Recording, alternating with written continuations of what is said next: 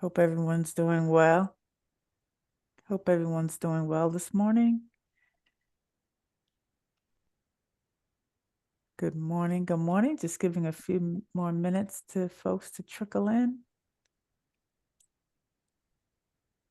We're down one technical person today, so Rebecca and I be trying to run the show as smoothly as we can for Dr. Palmer. So if we have some glitches, we'll let you be patient with us. Good morning. Good morning. Good morning. Well, Lisa, we can all relate. So, I don't think there's anyone probably in the space that hasn't run into that. So we're all good. Good. That's good. All right. As we're gathering, feel free to go ahead and update your name if need be, because we do track attendance. And go ahead and select your language down below under interpretation. Make sure you select English if you want English, Spanish if you want Spanish.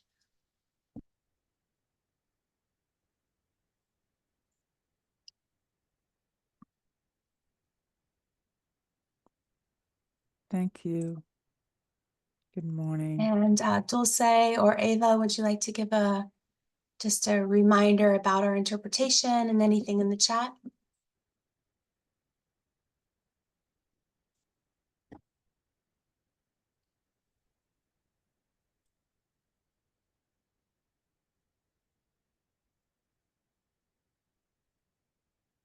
Can she hear you? There we go. We see that Yeah. there in the chat. Okay. Instructions for interpretation today.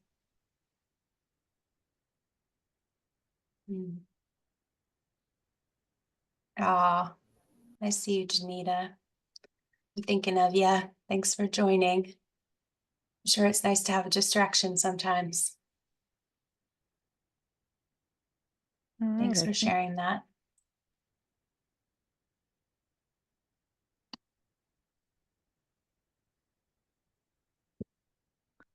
Good morning. Good morning. Welcome, everyone.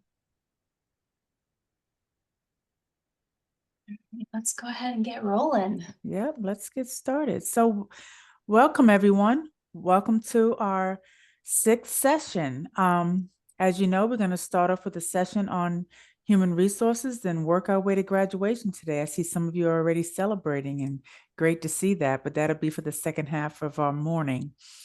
So if we can continue as usual, and most of, as you know, we've been together for a while. You guys know the drill. Just want to give a final thanks to our sponsoring partners, Guilford Nonprofit Consortium and Camber Foundation.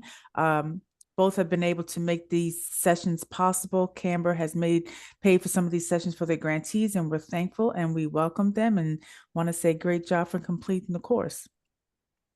Today is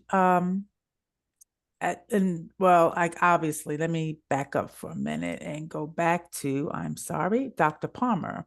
I think you are going to give a quick recap of session 5. Yes. Good morning, everyone. Good to see you. Today is session 6. And of course, last week we focused on session 5. Our topics last week were financial management and fundraising.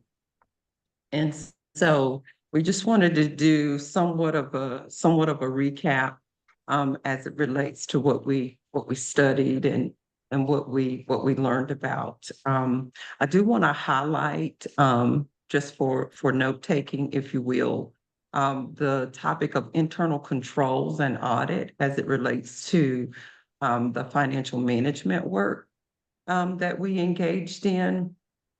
There are a couple of things to keep in mind related to internal controls.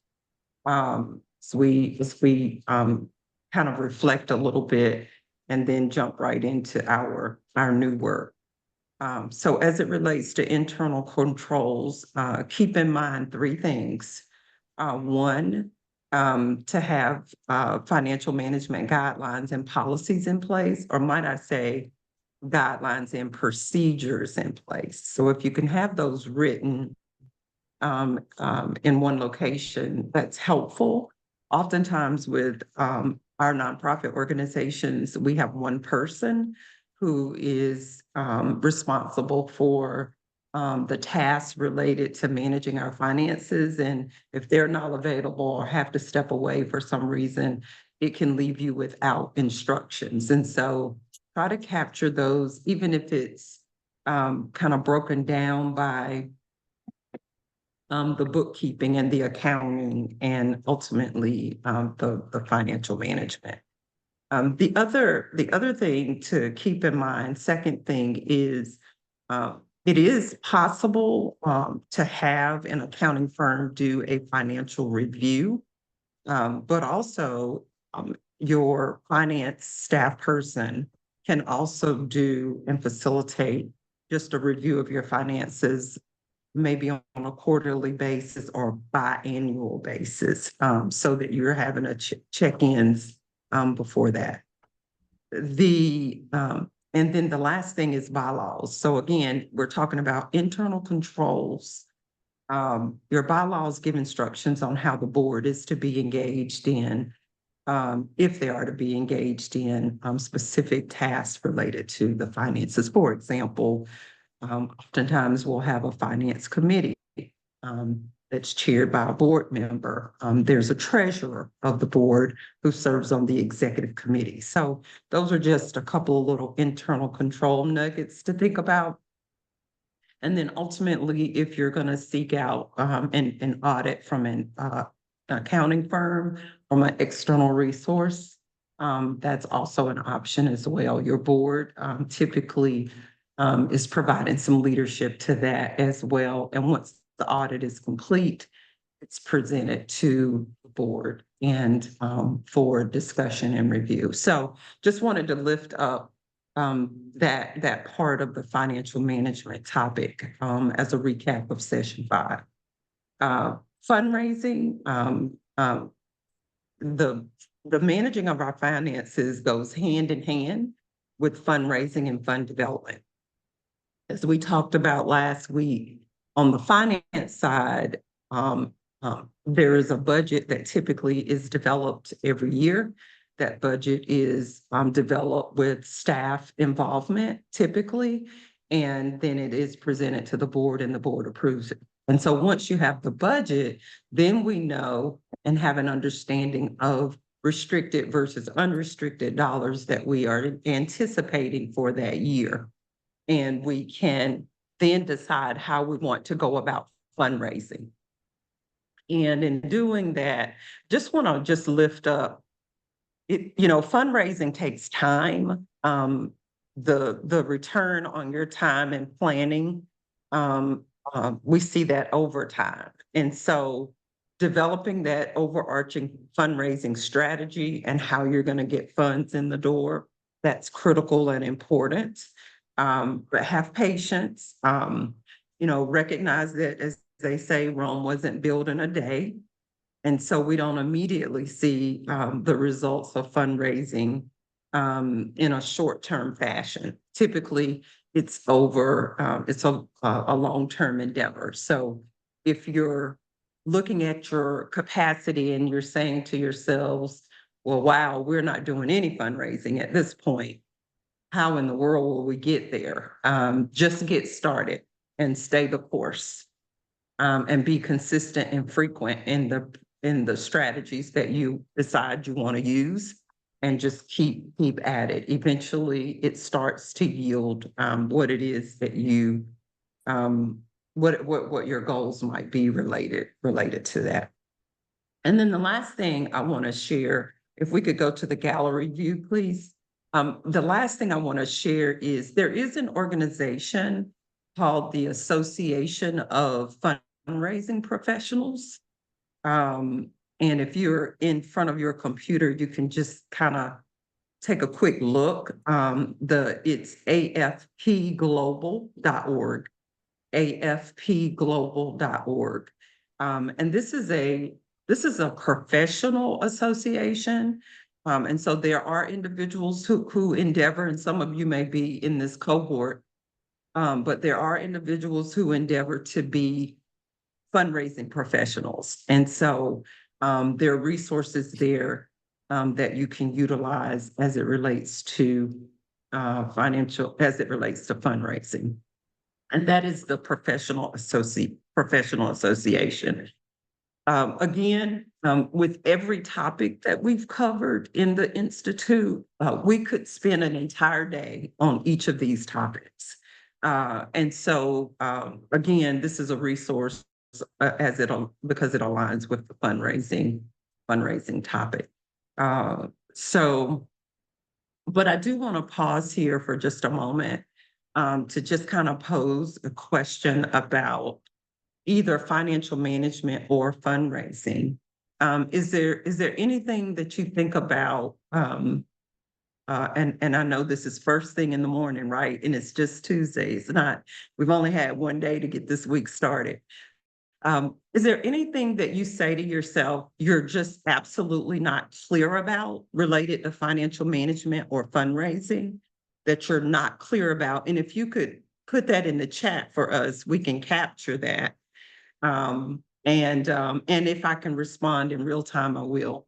But I just want to take a minute to do that. Is there anything that is just absolutely not clear about fundraising or financial management for you?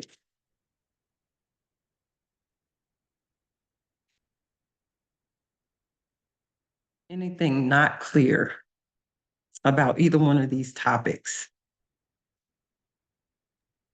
How often should an audit be done? Typically, audits are done at the end of your fiscal year.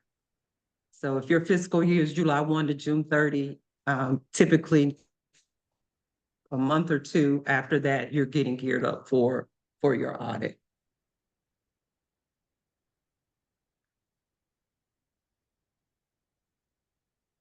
And also your 990 is due at that time as well. So it's kind of like, if you hire out an accounting firm to do your audit, oftentimes they'll do the 990 for you as well. Any other questions in there? Mm-mm, No? not yet. Dr. Palmer, I have one, but my keyboard, I couldn't get into the chat.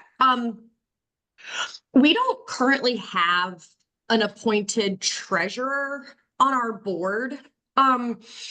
So if we just recently kind of shored up the definition of an executive council for our board, and we still didn't name a treasurer position. So what would be your advice or suggestions of, I guess, appointing a treasurer and the basic, I guess, requirements or qualifications for that person? I don't know if we have a person on our board that is a fit. I don't know. I do believe in your workbook under board governance, there is a sheet in there, Ashley, and it has a description of the executive committee members. I don't know team, I'm trying to get there, but you all might get there quicker than I do. There is hold on. It is on page 36. So you have a little bit of a description there. If you have a secretary, sometimes the secretary will serve dual roles in terms of having a person in place. However, I do think it's more beneficial if your treasurer does have a finance or accounting background. That's not always easy to come by, but if at all possible, that's who typically would serve in that capacity.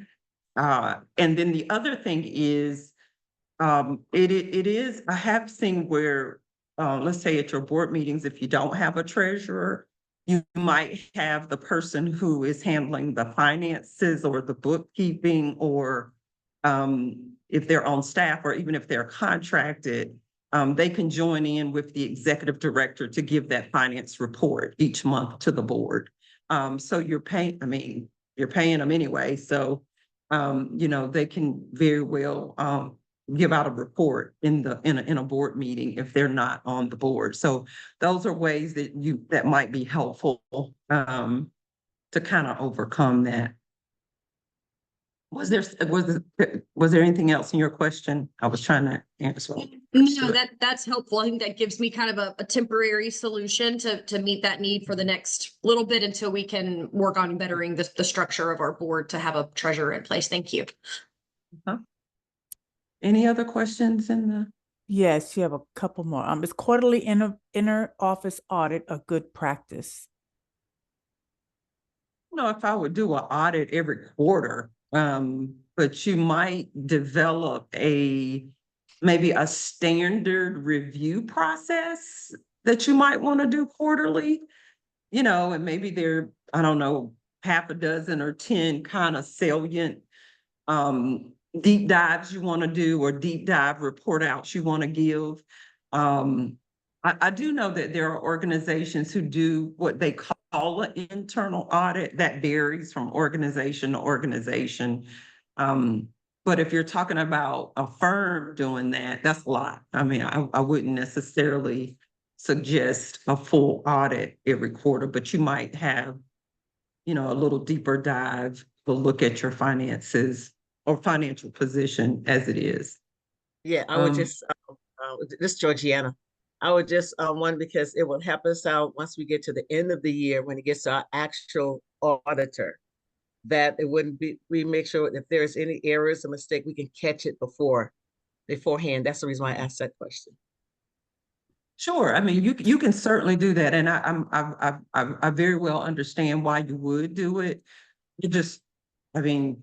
I'm just not so sure.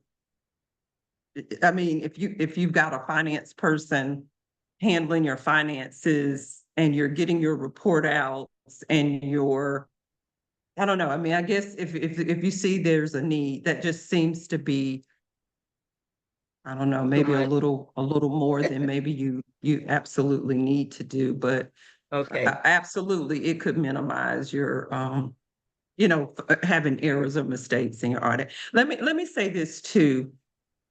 So when Tracy was on with us last week, Tracy is the Chief Financial Officer of the North Carolina Center for Nonprofits. And so when you have a CFO, their skill set and their acumen is as of an expert level. So when you're talking about a CFO, if you have a director of finance, I'm not minimizing a person's credentials or anything like that, but typically a CFO is giving advice and guidance in terms of the direction of the organization by way of understanding the finances. So their understanding is a little bit different and their skill set is different. If you're talking about a director of finance or a bookkeeper or someone you've contracted with, especially a bookkeeper or say accounting manager, most of the time their experience is methodical. It's task oriented. It is check the 10 boxes every month, just like it's supposed to be, make sure the bills are paid, make sure, certain tasks happen, but they may not necessarily be informing you about big picture finance decisions. So that's an important note to make, going from a bookkeeper or an accounting manager to a CFO. That's the difference, in terms of how they impart into the decision-making of the organization. I know sometimes we get frustrated when we have a finance person on staff, but they're not necessarily able to give us advice on the full picture, big picture direction. That's really not their skill set, really typically doesn't align in that way. So just keep in mind, if you have a CFO, you've got all the expertise, you got everything packaged in one. So some of the questions you're asking me, your CFO would be able to answer, right? But if you have a bookkeeper or a contracted person or an accounting manager, they may very well have 10, 20, 30 years experience. So they know some of these things, but they're not necessarily tasked on that level on its face. So I just want to be clear about that too. All right. Dr. Palmer, just one quick question. Can you address, we have a couple of questions about, can you compensate board members? No, you should not be compensating board members. Not as a 501c3, no. Now, if I go to a conference and I'm on your board and you're paying my registration fee, you can do that. Or if I go to a meeting and and I turn in some mileage, you can do that. But you should not be compensating board members.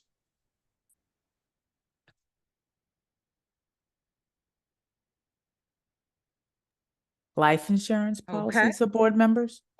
Yes, so there's, you can check with, different insurance carriers and get your directors and liability insurance. I would advise you to have insurance related to your board of directors. Yes. Runs you about $1,000 a year. All right, I'm gonna move on. Thank you all, but we did want to just kind of recap a little bit, get your thoughts and see if you had any questions there. Let's see. Our topic for today, well, first of all, is graduation day. So I want to see some reactions. Use that reaction feature down there at the bottom of the screen or side of the screen or top of the screen or wherever your reaction button is. We're graduating today. It's been 6 weeks of every Tuesday from 9:30 to 12:30 commitment. And some of you have actually been in office hours after our time is up. So I am excited for you, and I hope you are giving yourselves a pat on the back for your commitment to this institute over the past six weeks. Team, if we could go to slide 4. Well, let me just kind of pause and just kind of say, I hope everyone is doing well. I know that we've had some natural disasters around the state. Some of you have family members in places that are not here in North Carolina. And so our team has been in our meetings last week and yesterday, just lifting all of our connects and affiliates up during this time. And so hope all is well with you and yours, and just want to pause and just kind of express that. So as we move into our work today. All right, so our agenda for today, our topic is human resources. We're going to spend some time on that topic, and then we're going to take a break. We'll take some breaks in between too, but we'll break in our work today, and we will go into graduation. So I'm standing between you and your graduation ceremony. And so we will be focusing on human resources. We have 3 kind of main topical areas: recruitment, retention, and reward. So those are the sections that we're going to be focused on. We are going to be sharing links to external resources in the chat. So prepare yourselves for that. If you would go in your workbook, if I could get you to go to page 126, I just want to point out what you have at your disposal in your workbook. I'll give you a minute to get there. We're going to be referring to these pages in your book. Of course, this is the last section in your book. And so on page 126, you have a quick reference sheet to all of the federal statutes related to equal employment. And so we'll be referring to that. And so we have this here for you, just as like I said, for you to be able to kind of see these descriptions of what the different statutes mean. And then we also have, because we are talking about human resources, we have a worksheet for you to help to craft a job description. And so on page 127, This is the first part of the worksheet, and then on page 128 is the second part. So it's a part 1, part 2. We're going to be using that. And then on page 129, determinants of compensation.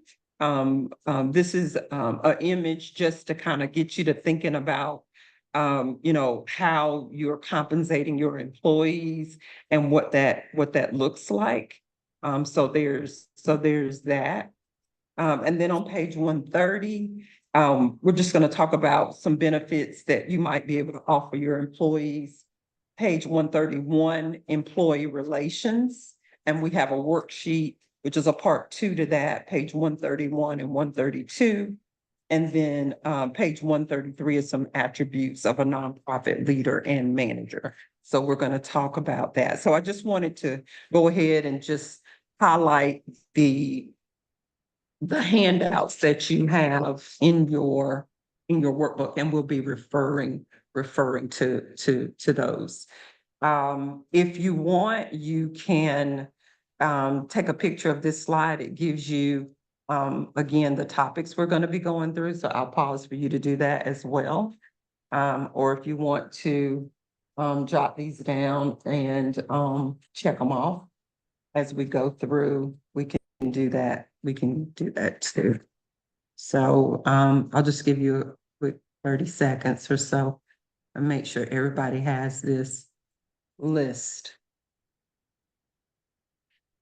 Okay, all right, team. We can go to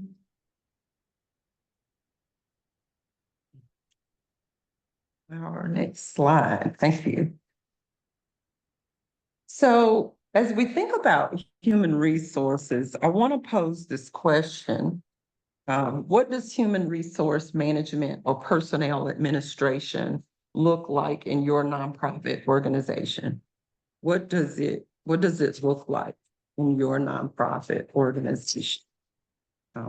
What does human resource management or personnel administration look like in your nonprofit?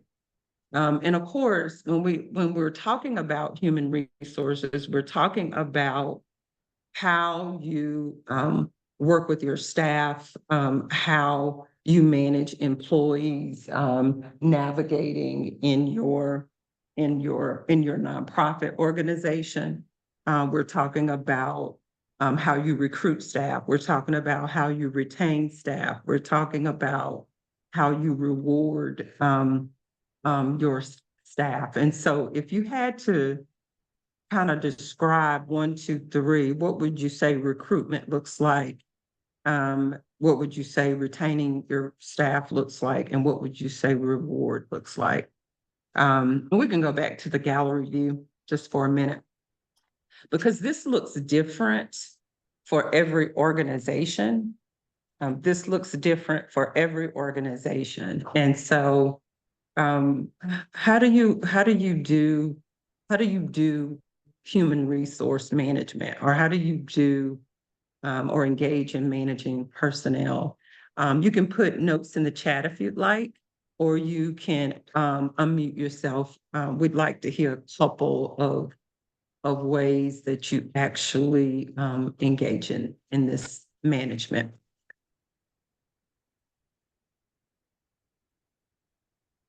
Dr. Palmer, I'll go. I was going to type in the chat chaotic. So for me, I've been the executive director for a little over a year. And so I don't have a human resource background. So I am, trying to figure it out while I'm doing it, which doesn't feel very good. And so I need more, and I don't even know where to go to get it. Okay.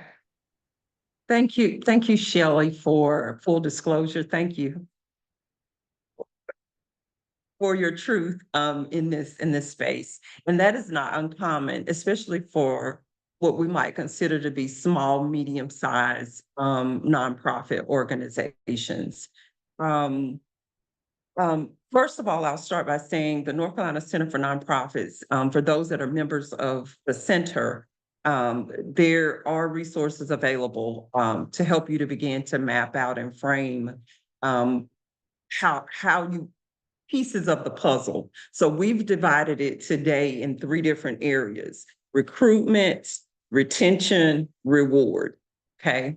And within that, there's probably about 20 different focal points that we're going to highlight today. So hopefully that'll give you a framework to begin kind of organizing what you do as it relates to personnel administration and human resource management.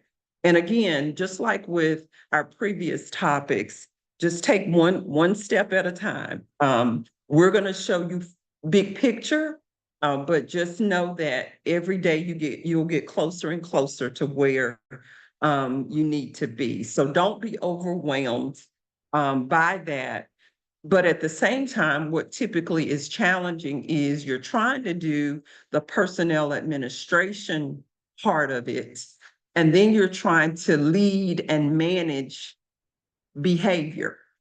So like employee behavior, employee relations, those types of things. So it's like there are 2 different ways in which you engage in this particular management function. And I will be the first to say, working with and providing supervision and consultation with the people that work in our organizations isn't always easy. It can be quite challenging, but you can eventually get there. As the executive director, you are in a position to help to create a employee culture that works for your nonprofit. And so every day you do a little bit more, you get closer and closer and closer. And so we're going to unpack some things today to help you kind of think about how to organize. Was there anything else in the chat? I think someone said amen, or they agree with you, Yeah, Ms. Hudson. you have a couple of people that are in the same boat. Yes. Ashley says, I'm the only full-time staff member. Our organizations consist of volunteers and contract employees that work for our events. I would like to make our contracted employees more official and substantial. Okay. All right. Thank you, Lisa. So, yes, Julia, go right ahead. I see your hand. Thank you. I'm wondering, and maybe not right now, but at some point, if you have advice for executive directors of small nonprofits in portfolio management. So if there's like best practices or recommendations for how much time is spent on personnel, how much time is spent fundraising, how much time is spent board support, that sort of thing. If I'm picturing kind of like a pie chart of like 20% of this. And so if you have any recommendations or suggestions for how to map out, like how best to manage an ED portfolio for a small nonprofit, I'd really appreciate it. What I will say, I've never seen anything like that. I wish I had, but I never have. Okay. You just gave me an idea of a product to develop. I should probably develop. But what I will say, Julia, and to the whole cohort, it is situational and it is different for every nonprofit, grassroots or otherwise. There's no magic formula. But what we can do is listen to where you are, and we can offer up some suggestions that way, Julia. So I think that's how to get you the help that I think you're wanting, that formula to help guide you. It's going to be case by case by case by case by case. There's no, but you're making me think about developing one. There's no one approach to that. In all seriousness, I wish there were. Did I see someone else's hand? Okay, great. But we can, if you want, if you have a little bit of time today afterwards, when we have our office hour, can spend some time with you and give you some feedback related to where you are in your organizations. All right. So in thinking about how we set up human resources and what we need to think about, go to page 126 in your workbook. Because here is where I think it is even more significant as to how we navigate the work as it relates to retaining and recruiting and rewarding staff.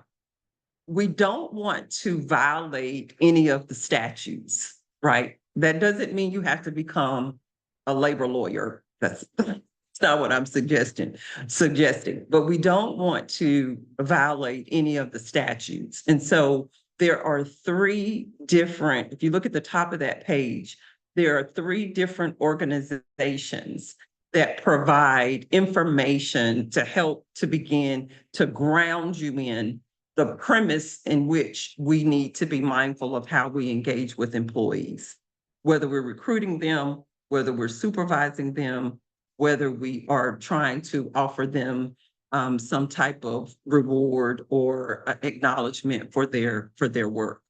And so the Equal Employment Opportunity Commission, the Equal Employment Opportunity Act, which is the law, it falls under the Civil Rights Act of 1964, and then the Equal Employment Opportunity Law.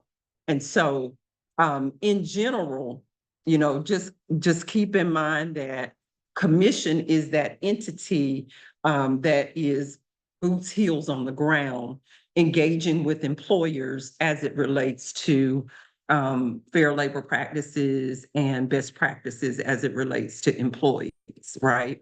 And then there's the law that followed the Civil Rights Act that offers up the legalities around how we interact and how we work with employees and organizations. And so then you have the Equal Pay Act, you have the Civil Rights Act, you've got age discrimination, you've got immigration reform and control, you got the Disabilities Act, family and medical leave. Those are the ones that we have laid out here for you that you want to be familiar with. So we kind of gave you narratives to go along with those, just a short narrative, just to kind of have it, so you have a quick reference of where you might go to get some detail. So there's that part of it. Also, probably in the last, 5 years or so, EDI or DEI has been an area that employers have tried to illuminate. So if you go in your principles and practices guide, how many of you still have that guide nearby? The North Carolina Center for Nonprofits. Looks like, can't see it. Looks like that, principles and practices guide. On page 9, we have laid out for you the principle of equity, diversity, and inclusion, and it also includes some practices, if you recall, as it relates to Build, Thrive, and sustaining your nonprofit. So we want to lift up Equal Employment Opportunity Commission Act and Law. Those are go-to places when you have questions about an interaction or an exchange you might be working through with your employees. And keep in mind you have individuals who are also contracted with you, and you also have volunteers that are helping you do different types of work as well. So we have paid employees, full-time or part-time. We have contracted folks for professional services and resources that we might secure. And then we also have volunteers that come into our organization to help us do work. I think there was a question about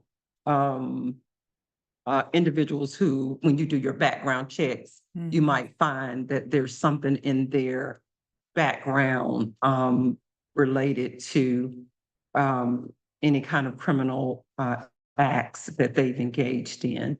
Can the person who asked that question give me a voice to that?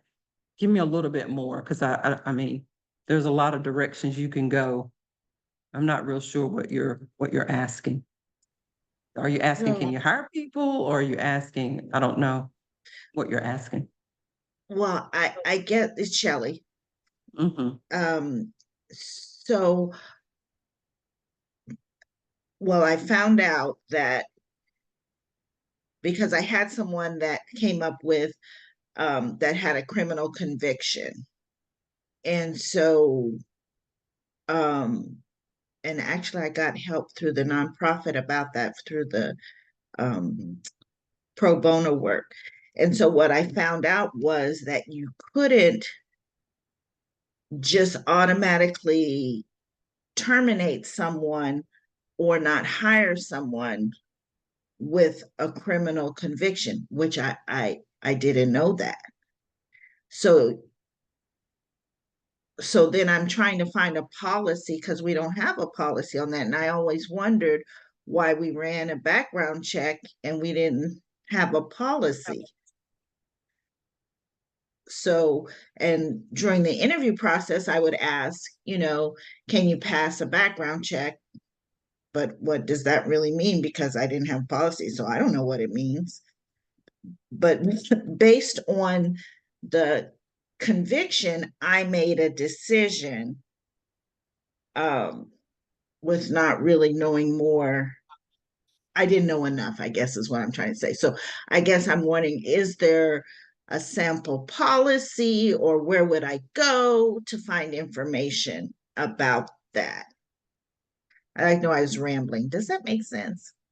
It does. I would go to those I would go to the EEOC, EEOA, EEOL, and that's where I would do my research to land on how you need to respond to that. Because there are legalities around, and I don't know if there's someone on here with a full-fledged HR background or not, but I don't think you can ask, will you pass a background check? Like, phrasing it that way would not be an appropriate way.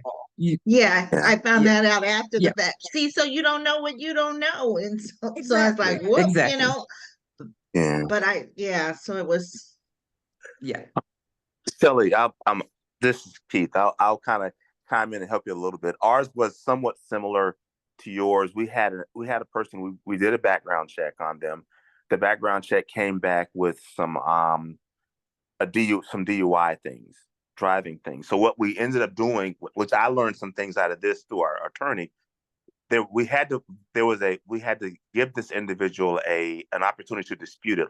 It's like part of the Fair Credit Act, where you tell them what the information is, you refer them to the company who did the background check, and then they have a chance to dispute that information or not, because it could potentially be not them, somebody else. But then what we also determined through that, was working with the attorney, was the fact that we then had the choice as to whether or not we wanted to rescind the offer based on the results of the background check. But that was going to be illegal. There was going to be steps involved with that. We had to give them a chance to dispute it. Then once they disputed it, if it was not them, then obviously that's a different way to move forward. If it is them, then we can determine whether or not we want to rescind the job offer, or to proceed with some additional documentation that we have the individual sign at the point of hiring, making certain, laying out certain explicit instructions about how we'd want to handle certain things. Like, his comment to us was, if you have this person who has if they have a conviction or something for theft, you wouldn't want this person handling any kind of financial pieces, irrespective of whatever you might think about the person. He would not recommend that, but that'd have to go through a process of telling them that. So there is a way to get out of it, but you have to rescind the offer, and you have to go through those steps as far as, allowing them a chance to dispute what came back from the background check. Thank you. Thank you for those examples. And I would say, in terms of process and procedure, thank you, Mr. Miller, for sharing that. That is kind of the course. However, I would encourage you to have noted or documented in your employee handbook, or in your personnel manual, however you craft it, not the details of that, but just overarching, what it means, the purpose of the background check in general. I wouldn't get into details because every case could be different and you don't want to be locked into one particular way of handling those kind of situations. But minimally, if you have hired employees, you should have an employee handbook. And so, and you can start to build and grow that. That takes time as well. But that falls under hiring practices, which is one of our items to touch on today as it relates to recruitment, what your hiring practices are. But I would also encourage us to, the Department of Labor is a great way to kind of get an understanding too on what's called fair hiring, fair hiring practices. So I would encourage you to kind of align with those steps.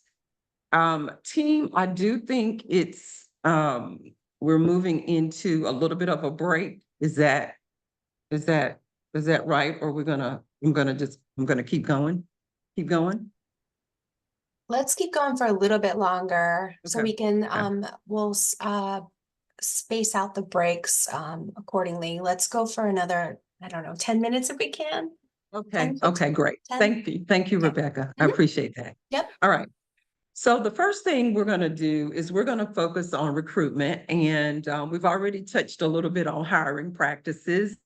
Depending upon the type of service or the type of work your nonprofit does, has a whole lot to do with what your hiring practices are. So for example, if your organization works with children, or if your organization works with a vulnerable population, you may very well have hiring practices that align with that, so that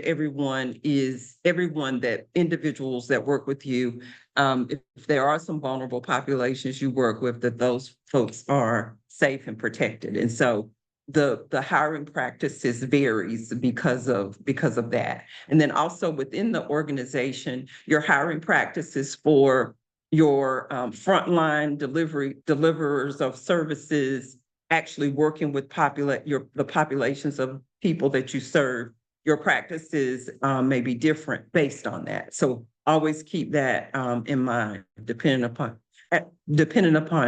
who individuals are working with, and also in terms of whether or not they are put in situations where their position puts them in situations where there's high risk involved in terms of something not going so well for the organization. So keep that in mind. But in terms of recruitment, one of the first things that's important is to develop job descriptions, or a job description for a position that you're trying to fill. And so just as a practice, we have in your workbook, if you go to page 127, so we're talking about recruitment, and we're gonna just practice a little bit of writing a job description. And so in your workbook, on page 127, and some of you, this may be a skill set that you already have.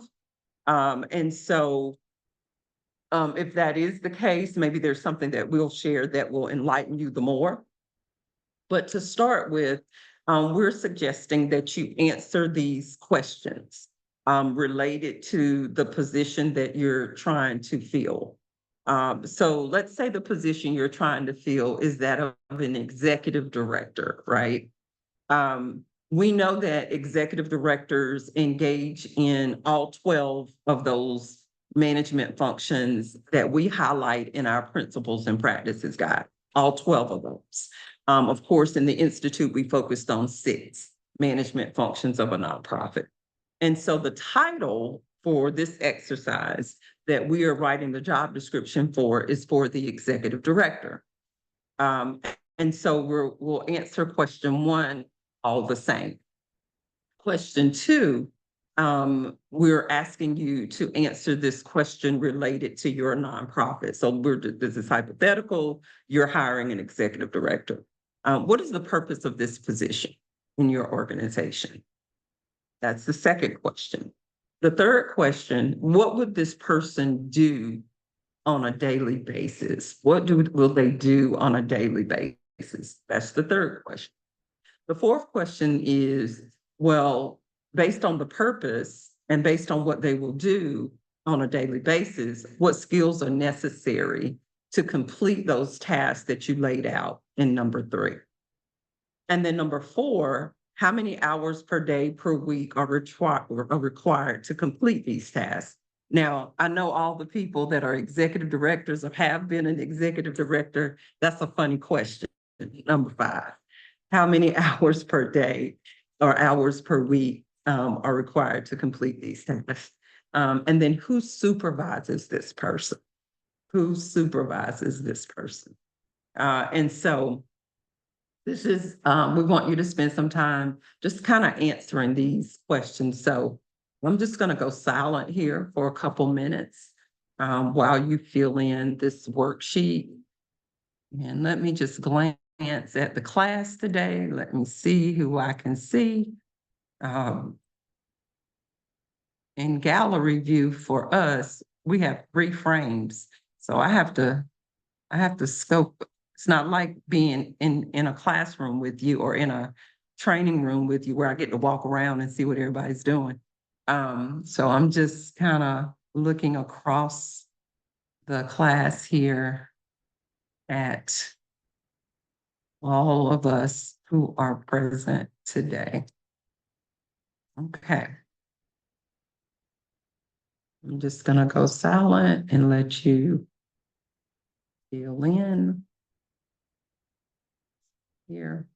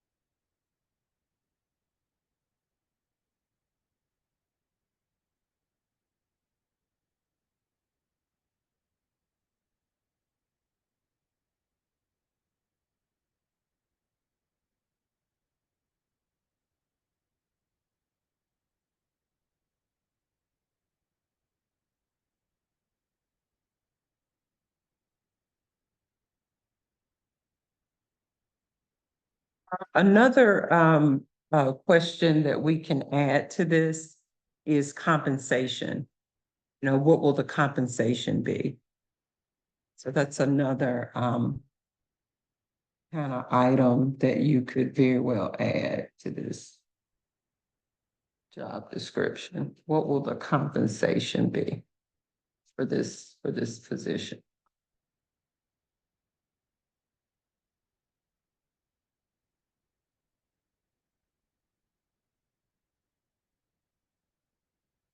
So just a couple of, I'd like to hear, what is the purpose of the executive director?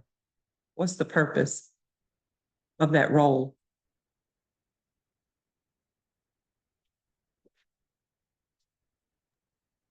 To oversee the full operation of the organization on a daily basis. Thank you. So to lead and manage the organization, yes, the day-to-day operations on a daily basis. And what would be some of the specifics of what this person would do? This is number 3. What would be some specifics of what this person will do? What will they do? And you can put this in the chat. You can give me 1 or 2. You don't have to give me all. What did you note as to what this person will do on a daily basis?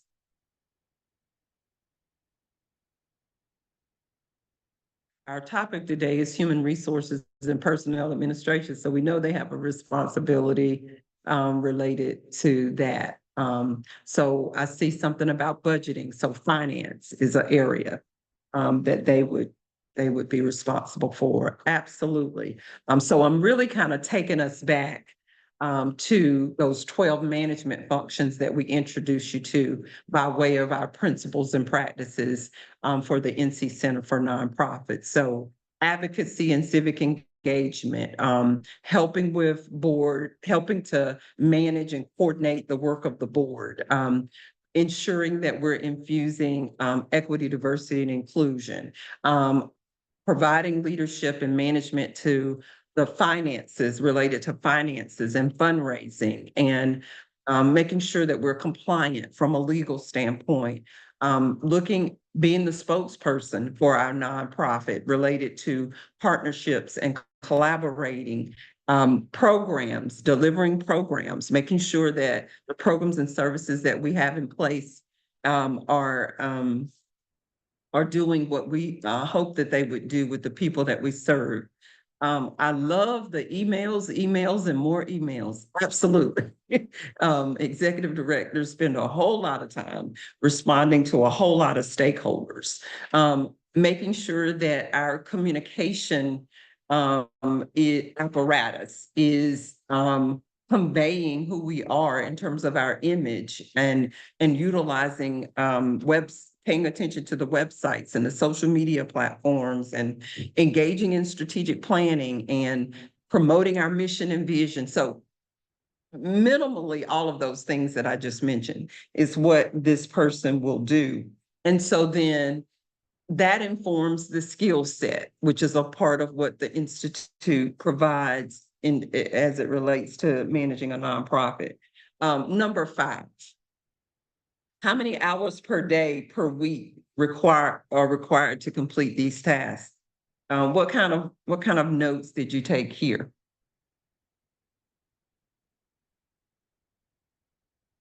Full-time position. It's a very dynamic role. You're shifting and pivoting, it seems like every second of the day.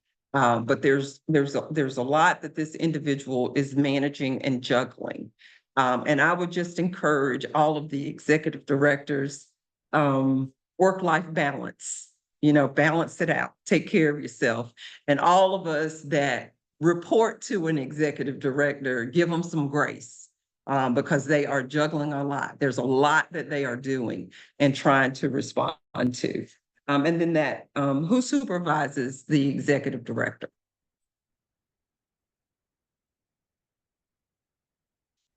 Who provides supervision? Absolutely. So the board of directors, that is their responsibility. Majority of the time, it is the board chair that interfaces with the executive director more often throughout the course of the day, the week, the month, the year. That chair and that executive director are working in partnership. And then, of course, compensation, that varies from nonprofit to nonprofit. Look at page 128. What I'm going to say here is what we do then, we take our information that we've crafted on page 127, and we incorporate it into a format that then becomes our template. And yours may look different than what you see on page 128. We move that information into our template. And I would encourage all of your job descriptions to use the same format, whatever format you decide. Not saying you have to use the one we have here. This is just the guide. But when I look at all of your job descriptions, they should all kind of have the same kind of framing, if you will. And that makes it very easy to look across positions and duties as it relates to those. And so that's important to keep in mind. So what we have here is, in this format, is we have the title, the purpose, and then the responsibilities would be listed, and then the hours that the person works, and then their qualifications, and then who supervises them. So that is a part of that. You can add or take away from that as you see fit. On page 129, we've got some determinants of compensation that we want to share with you. There are various resources out there to get guidance as it relates to compensation. I've found that Indeed is, if you're going to do some posting using Indeed, it also, once you become a subscriber to that, you can also access other information. And so you can get feedback on compensation. There's a list of these as well that that you might want to, give me a sec, that you might want to use as sources to help you. Let's see. Right here. So some examples of that is like ZipRecruiter, Glassdoor, salary.com. I already said Indeed. There's a source called PayScale. And then Reddit, REDD space IT. Those are some sources that you could use. And I don't know, team, do you all want to talk a little bit about the center's latest salary report? Do you want to share that, or we want to do that later? Oh, we can share that now. Okay. Okay, share my screen real quick. The center partners with Association Trends and Columbia Books to offer our salary and benefits report. I will say that members obviously get a nice little discount on it when they purchase it, as well as those that participate in the survey itself. So there's multiple opportunities for a discount when we do the survey through Association Trends. And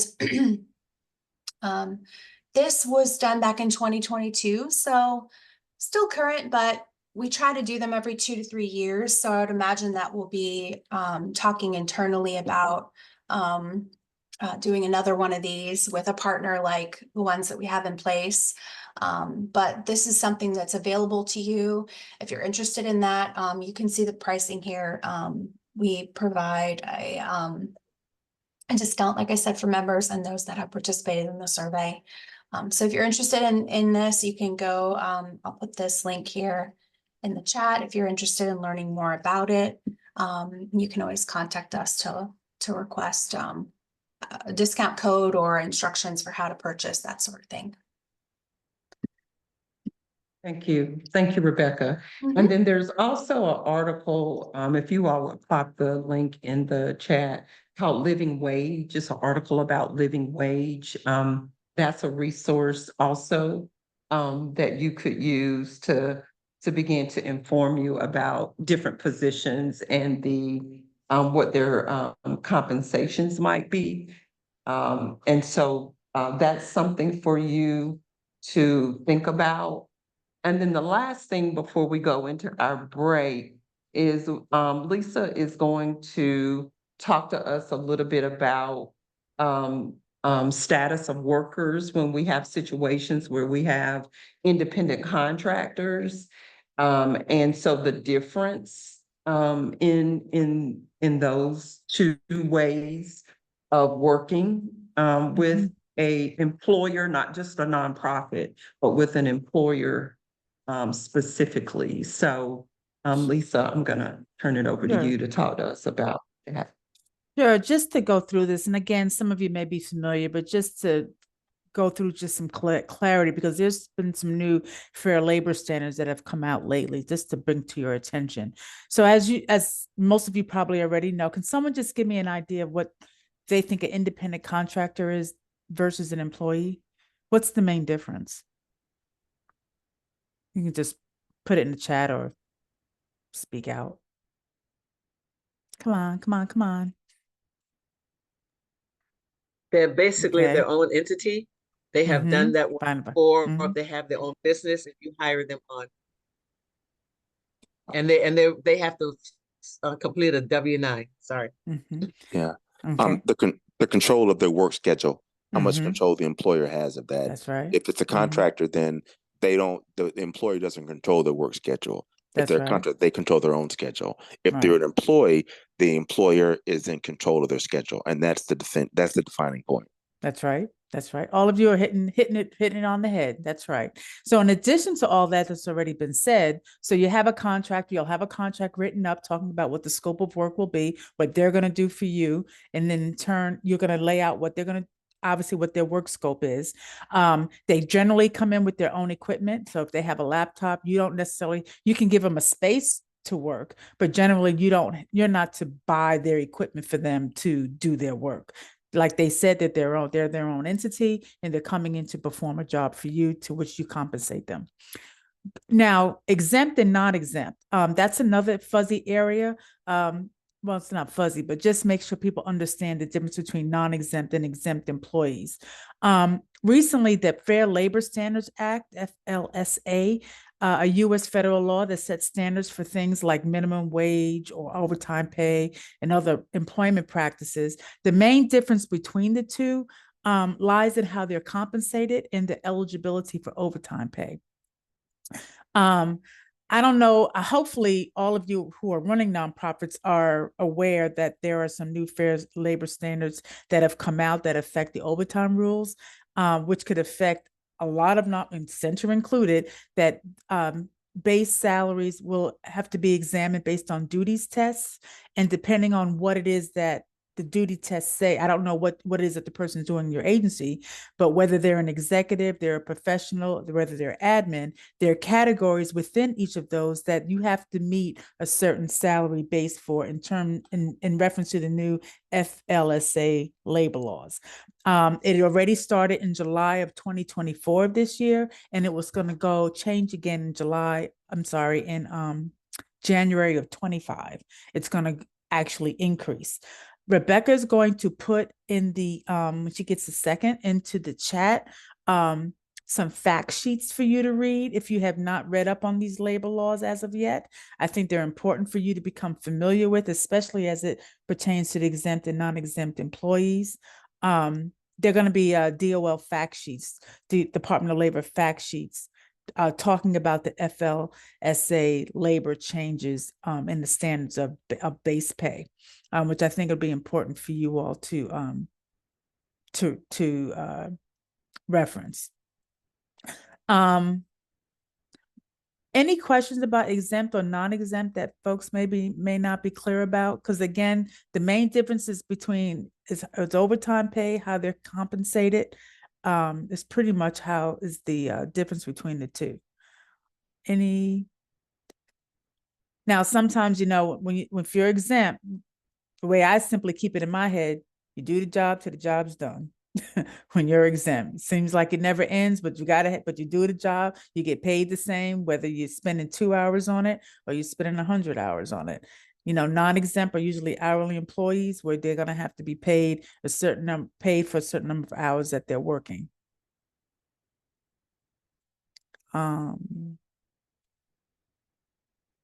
Any questions on that?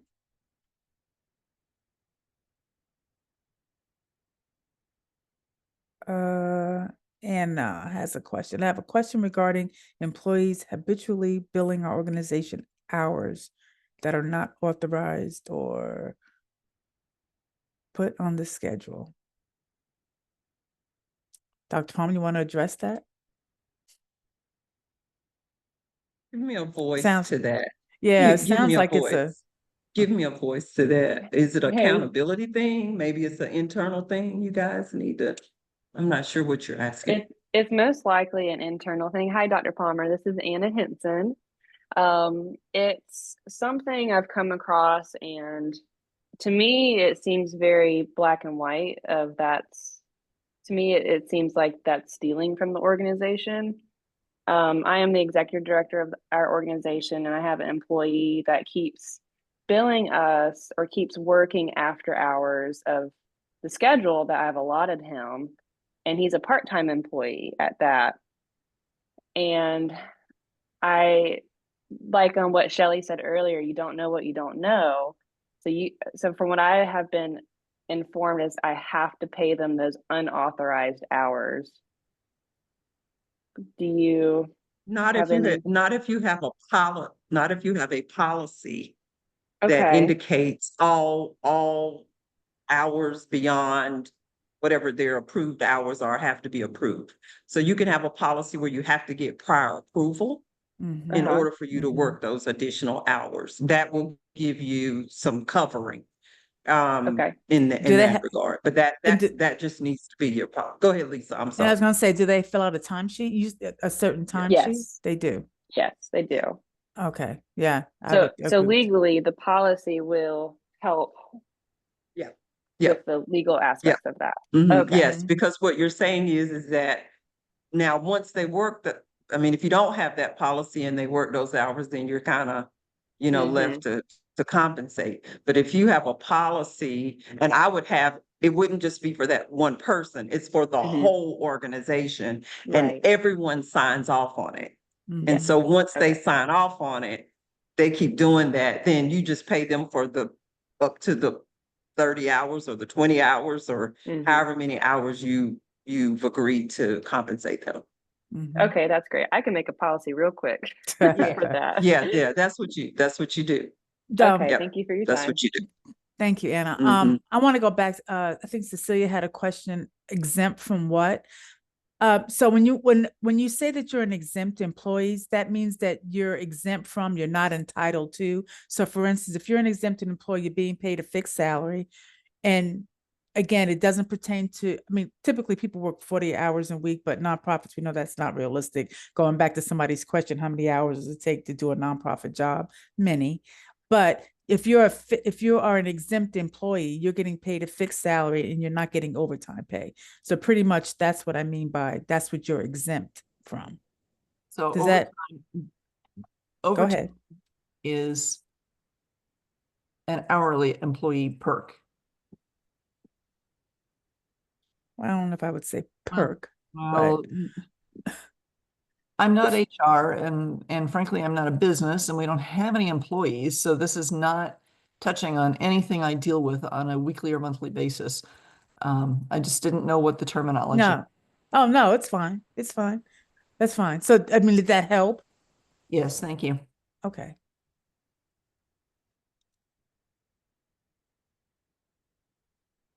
Statute, I'm trying to recall the statute where the independent contractors information would be. I would refer to those three sources that we gave you. Because I'm trying to recall, Lisa, exactly where that language is about the independent contractors. I would also go to the Department of Labor. Someone had a question about beyond what you shared. Let me go back to the chat. Just trying to, how do Fair Labor Standards relate to independent contractors? Or are these standards? Are there standards or regulations? There are. So they're just asking about, independent contractors. I think there were some folks that gave Shali, I'm not sure if you were on when they gave we were talking about the difference in an independent contractor versus a exempt person, but some of that was shared at that point. Yes, thank you, Dr. Palmer. We are all independent contractors, so we do we're 1099s and not W-2s. And it's, we're also a newish organization. I am aware of the wage calculations, which is an effort in advancing equity for artists because we are artist-centered.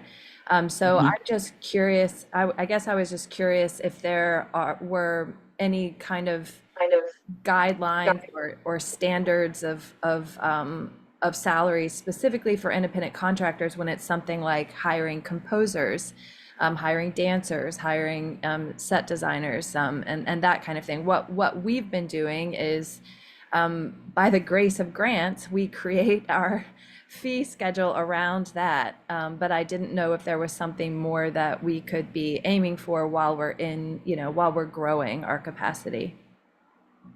I would, because that's so specific, I would refer to, what is your entity, your state? Is it the North Carolina Arts?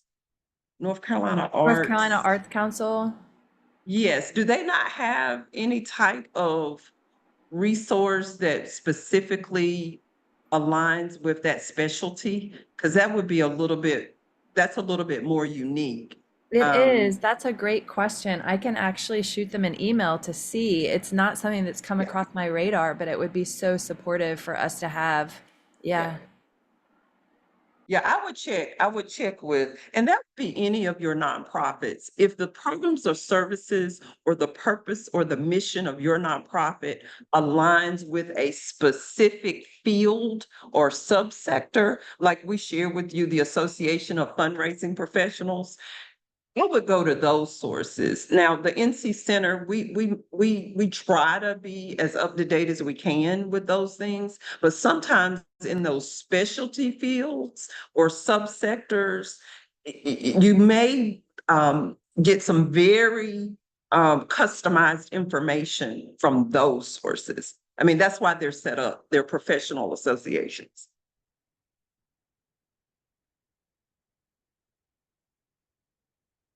Anything else in the chat team? Related? I think just to answer, let me see if I see it again.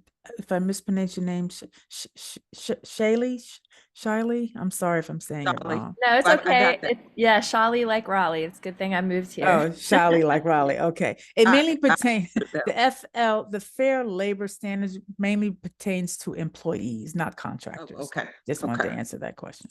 Yeah. All right.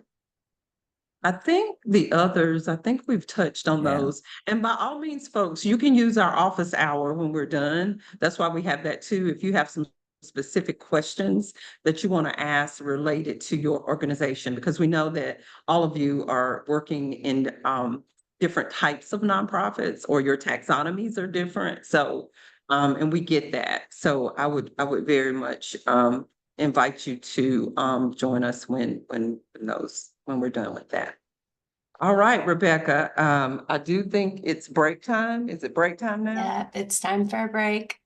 So full disclosure, I was trying to give y'all a break early. It was already noted that it was later. Thank you for Rebecca for just going with the flow. So we're gonna take a break. It's 10:48. Let's do a 10-minute, give you, pretty decent amount of time. Rebecca's nodding yes, so that's okay. So I have permission to do that. So 10:58, we will be back. And we'll continue with retention. That's what we'll be talking about next, is retention.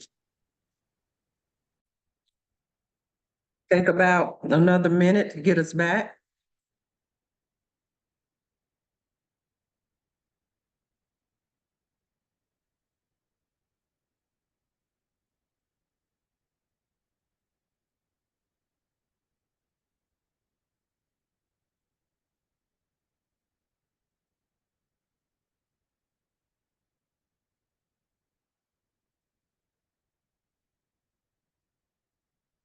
I don't know about you all, but I refreshed my coffee while I was on break.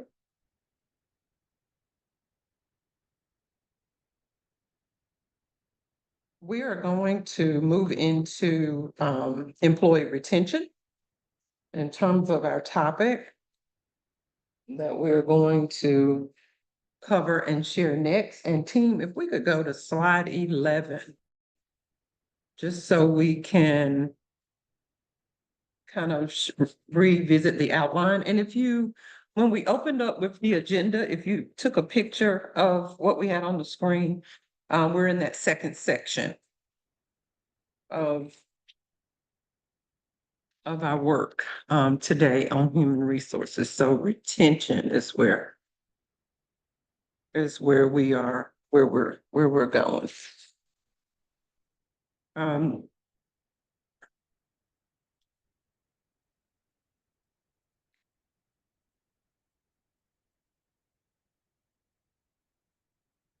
Lisa, is it Lisa or Rebecca? If you would go to the next slide for me, that would be great. Thank you. Perfect. So here is a laundry list of areas of focus related to employee retention.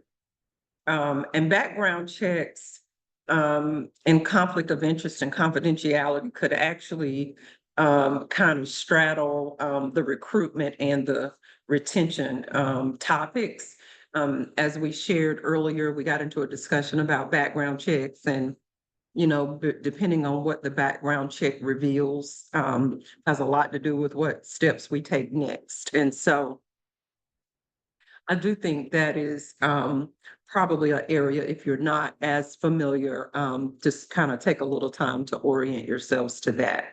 Also, keep in mind as you're creating and establishing a composition of your board, it's not a bad idea to have a board member who has a background in human resources and personnel administration. I currently chair a board of an organization that provides various types of services, case management support to children and families, women in particular. And there was a situation that came up with a staff person and our board member who is a credentialed human resource professional was able to work along with the CEO of that nonprofit and just guide and coach her through some steps when there was a situation that needed to be addressed with an employee. And so, if you're able to recruit a HR or personnel administration leveled credentialed individual, that can definitely help you as well, because you can utilize that person as a resource. But in terms of background checks, keep in mind that there are 3 different levels. Of course, a local background check might just be in your community, as it relates to, let's just say law enforcement and so on. And then there are statewide background checks. So for the state of North Carolina or for a cluster of states. And then there is national background checks that you can do as it relates to employees. And background checks are typically not free, not unless there's something that TechSoup has come up with recently that might offer a resource offer a resource to nonprofit organizations. And so background checks can be and typically they're based on geographic area. So that's important to note there, and then how to handle those, what you get in those responses. Team, there are a couple of questions in the chat. I'm going to let you all respond to those real time, and then I'm going to continue through our list here. And then conflict of interest and confidentiality agreements. Typically, they're with a board of directors. Of course, they are a group of volunteers. Typically, they are expected to sign a conflict of interest and a confidentiality agreement with the organization. And they typically are asked to do that every year, even though they've served on the board the previous year. They're typically asked to do that every single year. And so, keep that in mind. Remember, we do have a legal compliance checklist that you can utilize. It's free to download for members, but that is a resource as well that you can use. There are some items there that align with being an employer. So that's important there. In terms of employee benefits, there is a handout in your workbook on page 130. I just want to turn and this is just a visual for you to kind of see. So what we're what we're talking about is employee relations, really.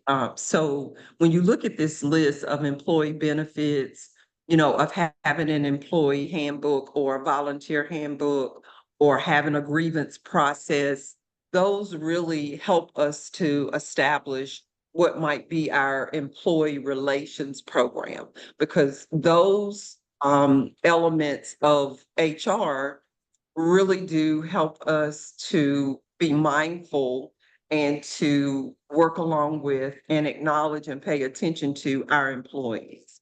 And so for nonprofit organizations, oftentimes we are limited in our resources to have real comprehensive employee benefits packages. So you may want to think a little creatively about what you might be able to acquire that you can then offer to your employees. So like a flexible work schedule, that might be, you know, something that you can offer your employees. You know, engaging in ways that they can establish work-life balance, and they also that they can feel as though it is okay for them to initiate self-care, especially in the nonprofit arena where some of our programs are responding to crisis. Some of our programming and services are can kind of take a toll on us emotionally. And so thinking about ways that maybe you can partner with other nonprofits that provide some of these resources that they may, you all might be able to exchange, you know, on that. I always think about, you know, we have YMCAs and we have other organizations that provide services that some of our employees can benefit from. And so maybe we can do some exchanging. You know, we, you know, offer you know, maybe a discount on a membership at a YMCA, or maybe, you know, we have people that work with our organizations that have children, and maybe there's, you know, a nonprofit that also has childcare or after school care. I mean, it takes some time, but you may be able to secure some of those types of resources and create some offerings for your employees. There may be opportunities for discounts with some businesses in town, you know, that they're willing to give your employees discounts in some way. Restaurants might be open to doing that. So again, it takes some legwork and it takes some, you know, kind of really getting out there and doing some asking, but you may be able to galvanize some resources that you can then package to offer to your employees. And then might I add professional development?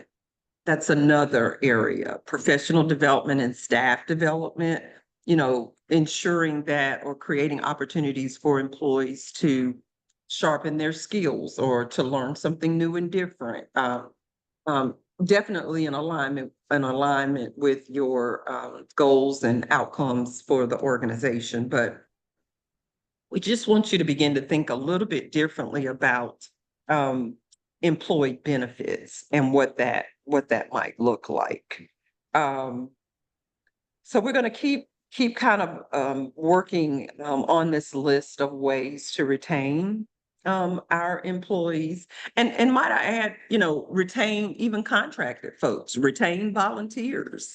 Volunteer recruitment is a profession of volunteer professionals who specialize in volunteer recruitment and management and all of that. That's a field as well that individuals who work in the nonprofit sector might decide that they want to take that track. Go to page 131 in your workbook. And what we're going to do is we're going to go into breakouts. And before we go into our breakouts, however, I want to just share what we have here on page 131. So one of the things that we understand about employees is that when we all show up for work, we bring our whole selves, right? We bring our total selves. And some of you may be very familiar with offering or creating a way in which the nonprofit or the organization takes a total person approach when it comes to employee relations. So I, as an employee, potentially of an employer, I'm bringing my experience, I'm bringing my expertise, I'm bringing my education. I'm expected to partner and collaborate to move the mission and the vision forward for the organization. To some degree, I do think in the nonprofit arena, being self-directed and self-motivated is probably a really good, those are really strong attributes for what we do in nonprofit organizations to initiate that for ourselves. And so the idea here is to recognize that people show up and they show up bringing in totality who they are. Some things that you don't see on this outline on page 131 or this silhouette is you don't necessarily see, my family dynamic or, what some of my personal needs are or, obligations that I have outside of my workspace. And so what we're suggesting here is that we think about this from the total person, the total person. And so we know that human resources are limited. And so in this exercise, what we want you to do with page 132, if you go to that page, that's a worksheet. This is a worksheet page. What we have lined here are examples or we want to generate examples of employee relations and retention strategies. And we want you to do this in your breakout room. And so true to form, if you could identify the person that's going to record for the whole group. And what we want you to do is to share either what you are doing now or some ideas around what might be an employee relations strategy versus an employee retention strategy when we are trying to retain our paid staff, volunteers, board of directors, participants in our programs, donors. So in your breakout groups, you're going to generate examples on how we can build the capacity of our human resources in these areas. So how we can be a little bit more responsive and pay attention to the relations and the retention of our employees. And so Rebecca, I'm going to let you take us into breakouts. And again, go to gallery view first, though, before we do that. It'll probably be about 11:15, so we'll give about 10 minutes for this when they go into breakouts. Okay. But so again, the question here is,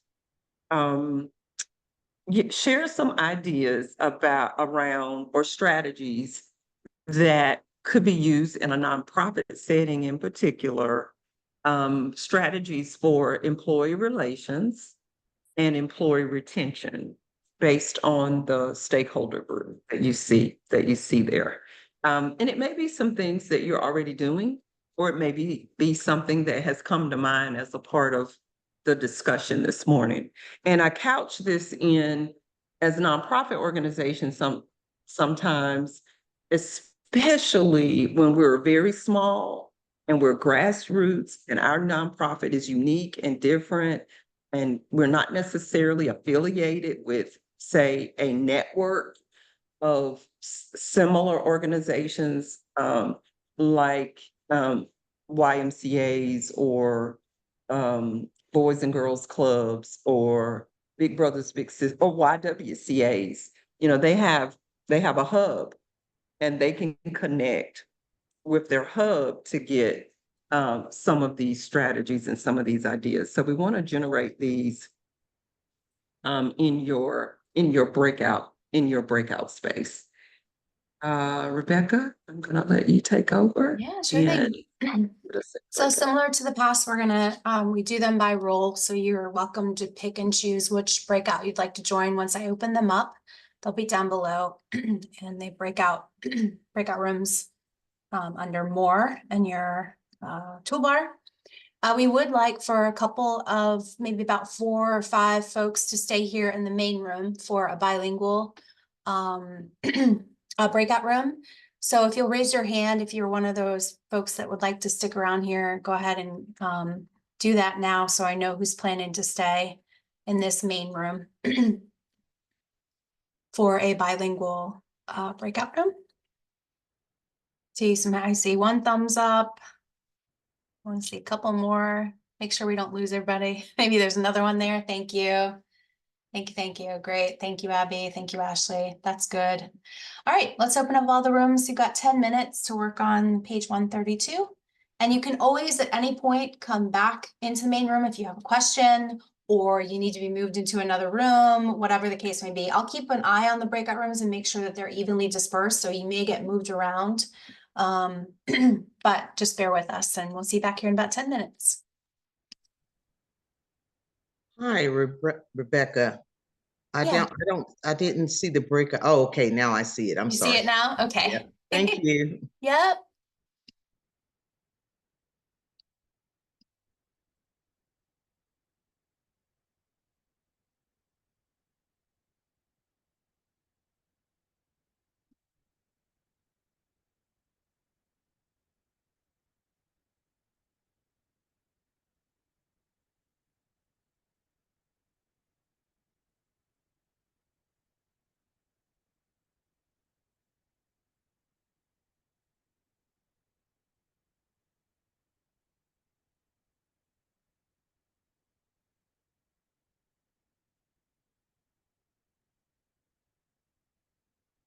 All right, if you're having any trouble getting into a room, please let me know.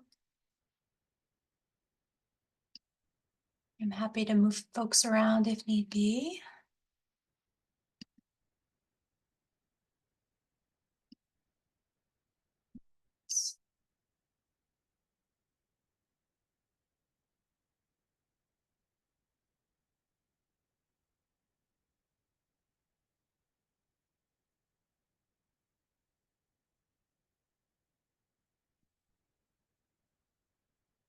All right, friends here in the main room, feel free to begin your breakout working on 132 together.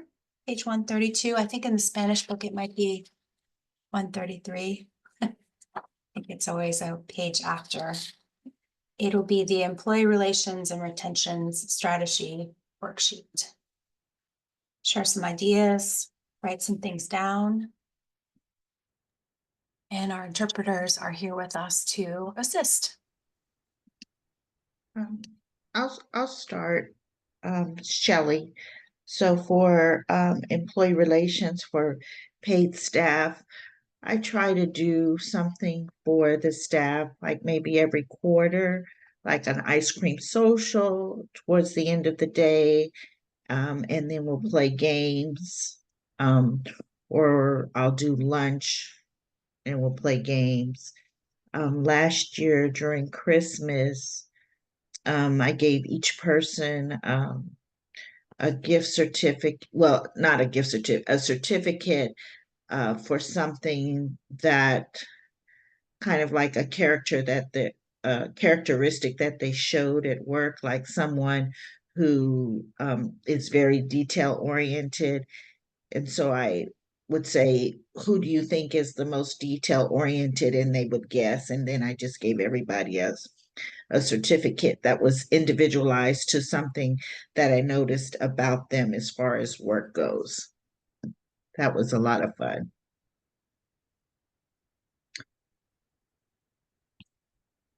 I have one for the program participants. Not sure if it fits under relations or retention, but I find that trying your best to learn names and actually being able to use those when you see the people, it helps. We have like sign-in sheets, so all their names, they have to sign in next to their name. So I'll like quiz myself after the program starts, like try and learn the people's names. And so when they come in next time, I'm greeting them by name. And there's that little bit of surprise every time, but it's the people whose names I learn and can use, I find that tend to come.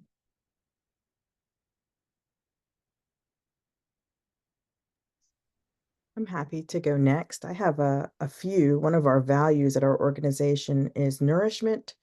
We're a community organizing organization, and as community organizers, you tend to do more work than life balance. You tend to err on the work side more than the life side. So we do offer unlimited PTO. And despite studies showing that when you have unlimited PTO, people tend not to take it, we actually have a policy written in place where we review hours on a weekly basis and actually encourage people to take time off or to take their vacation. So we hold them accountable to at least taking 3 weeks of vacation. That wasn't always working. So what we ended up doing, we have an annual Juneteenth celebration. We take the week off. We close our offices the week after Juneteenth, and we also close our offices the week after Christmas. So we require people to take time off. And it's just known now. So we've been around for 5 years, and people know that you're not going to get in touch with us until after those times. So it forces people to take a summer break and a winter break. So, and then something else we do in grants now, we actually budget in self-care and wellness into our grants writing and our budgets. And that's actually been really helpful. And people have been really appreciative of that, funders have, of actually making a line item and dedicating some funds for, we had one of our employees whose sister lives in Orlando. So we actually took a road trip to go to Disney for a day based on just, a lot of it was free and cheap, but we just paid with a grant to go to Disney for a day, and it was hilarious. So there's ways that you can make it work. You have a lot of volunteers and donors. Hey, do you guys have a beach house? Can you know, hook us up with a retreat opportunity? And we try to build those in as much as possible. Thank you, Karina, for sharing that. I love that you're using the resources around you to provide the opportunity for your staff. Similarly to what you mentioned, and there's two of us, so I can share some, and Kathy can jump in and share more. But we do have seasonal break as well. We offer seasonal break, so every quarter we take a week off to give our staff some time to rest, because we also have unlimited PTO, but it is not used. Nobody uses it, and sometimes we get to force people to take it. But one way to support our staff is to give them seasonal break, and then during in December we take longer time off. And the same way our work is very flexible, we try to also get some of this support to be also as flexible. Like this coming winter break, we are taking more like a longer period, like a longer time off, just because we realize that this couple of months was really tough for our staff. For our volunteers, some of the program we do budget appreciation, like fund for appreciation week, where we do present to our volunteer the amazing work that they are doing, and also appreciate them for their time. And we do put that in our budget as well. More for like our staff, we do have these, we call them team report out, where we meet as staff and we do communicate like our highlight, our success story, share more about what we're doing right and how to improve ourselves, how to self-align to our mission. And we share a meal together. For example, we are supposed to have a team report out this past quarter, but because of what was happening lately in our state, we have a lot of our staff who were supporting their loved one who were volunteering.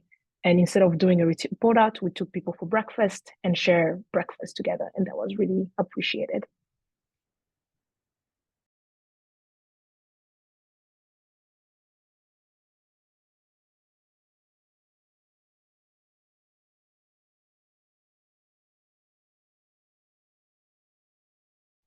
Yo no sé si hay alguien más de otra organización que quiera compartir o yo puedo hablar también acerca de RCP.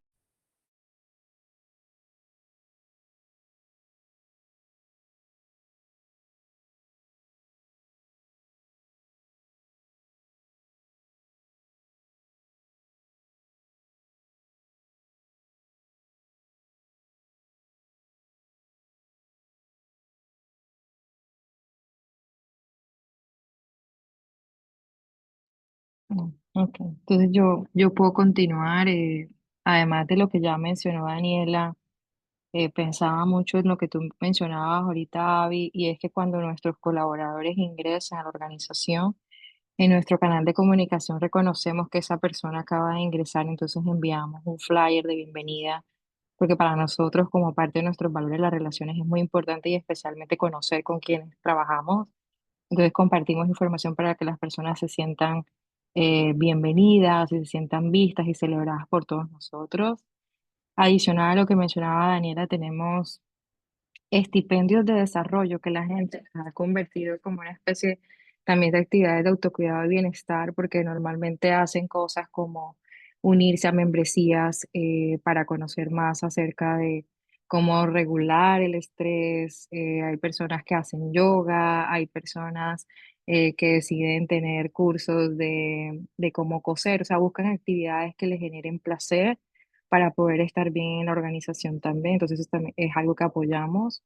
Hacemos, como decía Shelly, también hacemos actividades o celebraciones de hitos importantes como nacimientos, cumpleaños, para que el equipo siempre busquemos estar integrados.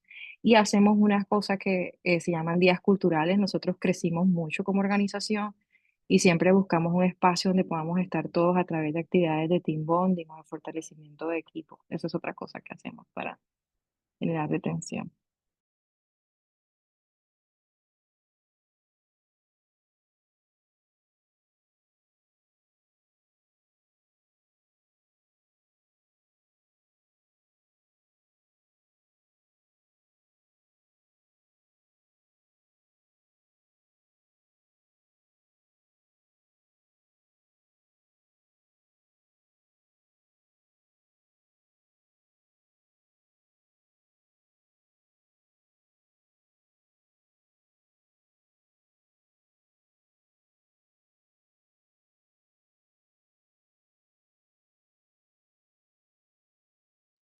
All right, we're back.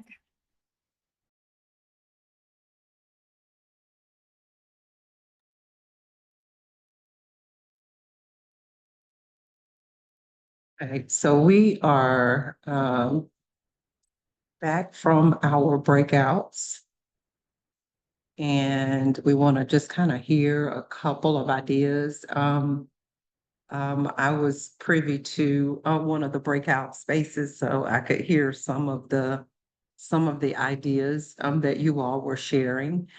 Feel free to put any that you didn't think about. Feel free to put some of those in the chat if you'd like, or if you would like to unmute yourself and give us some feedback in terms of what you recorded for your group.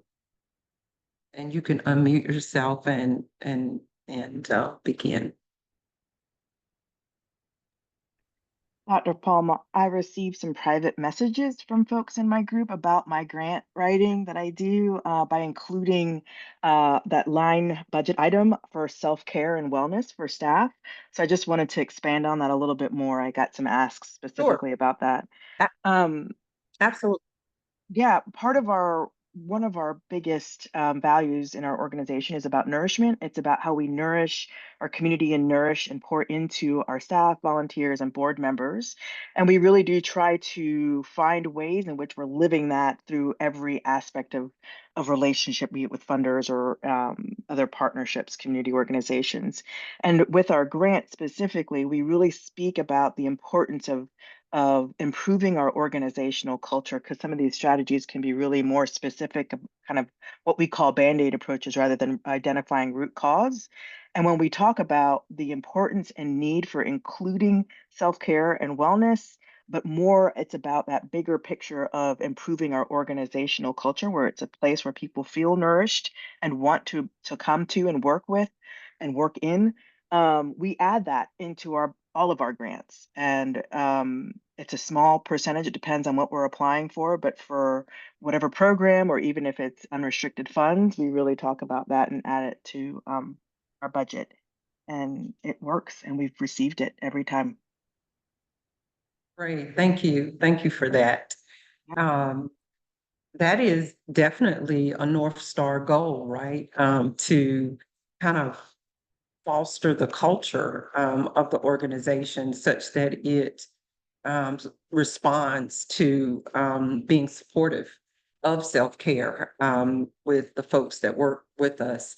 I mean, because when you think about it, as a nonprofit organization, a lot of the programs and services that we're providing, if not all of them, it really does take a significant amount of the person who's bringing the professional role to the table to do the work that we do. And so, you know, being mindful of that and trying to support individuals who work for us with us is important. Anybody else want to share? Thank you for sharing that, kind of write it in your grant strategy. Anybody else that has something that kind of came up that you're thinking, wow, that was different?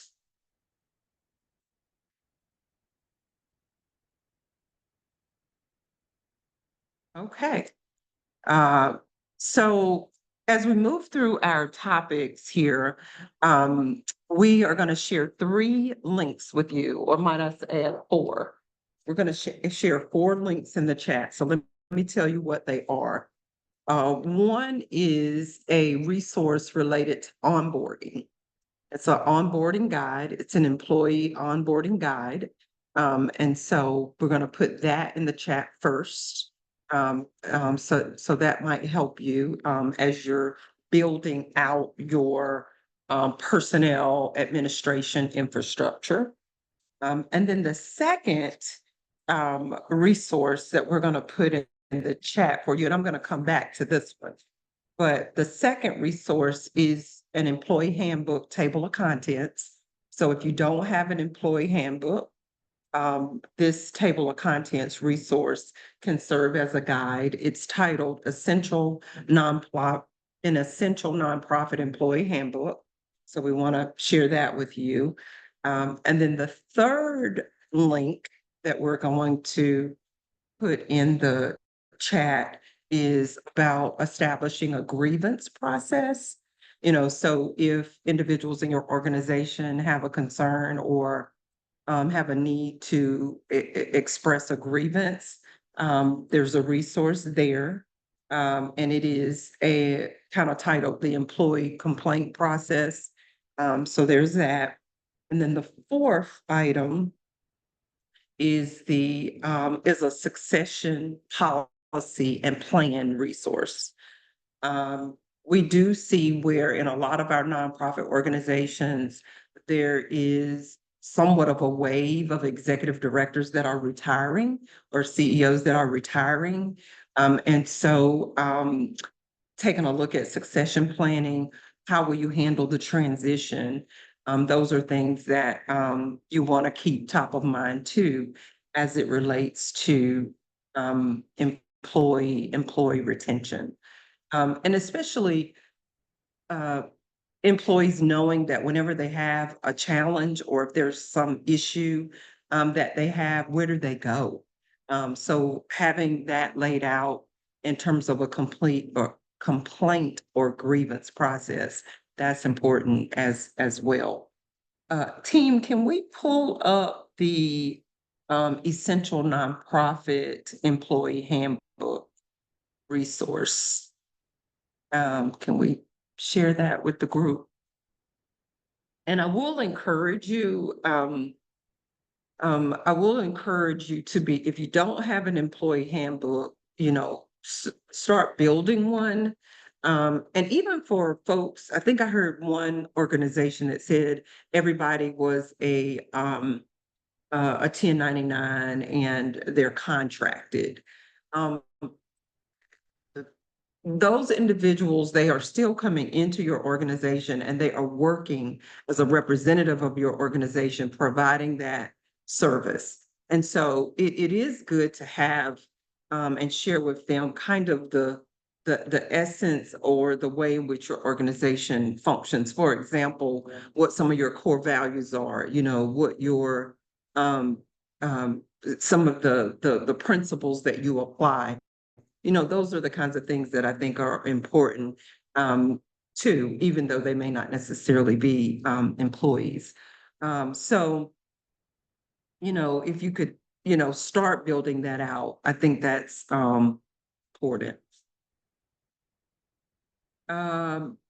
So there are different sections, and I'm gonna kind of highlight the sections of a handbook. And team, there's a question in the chat. If you all, if you can answer that, you can definitely do that as well in the chat.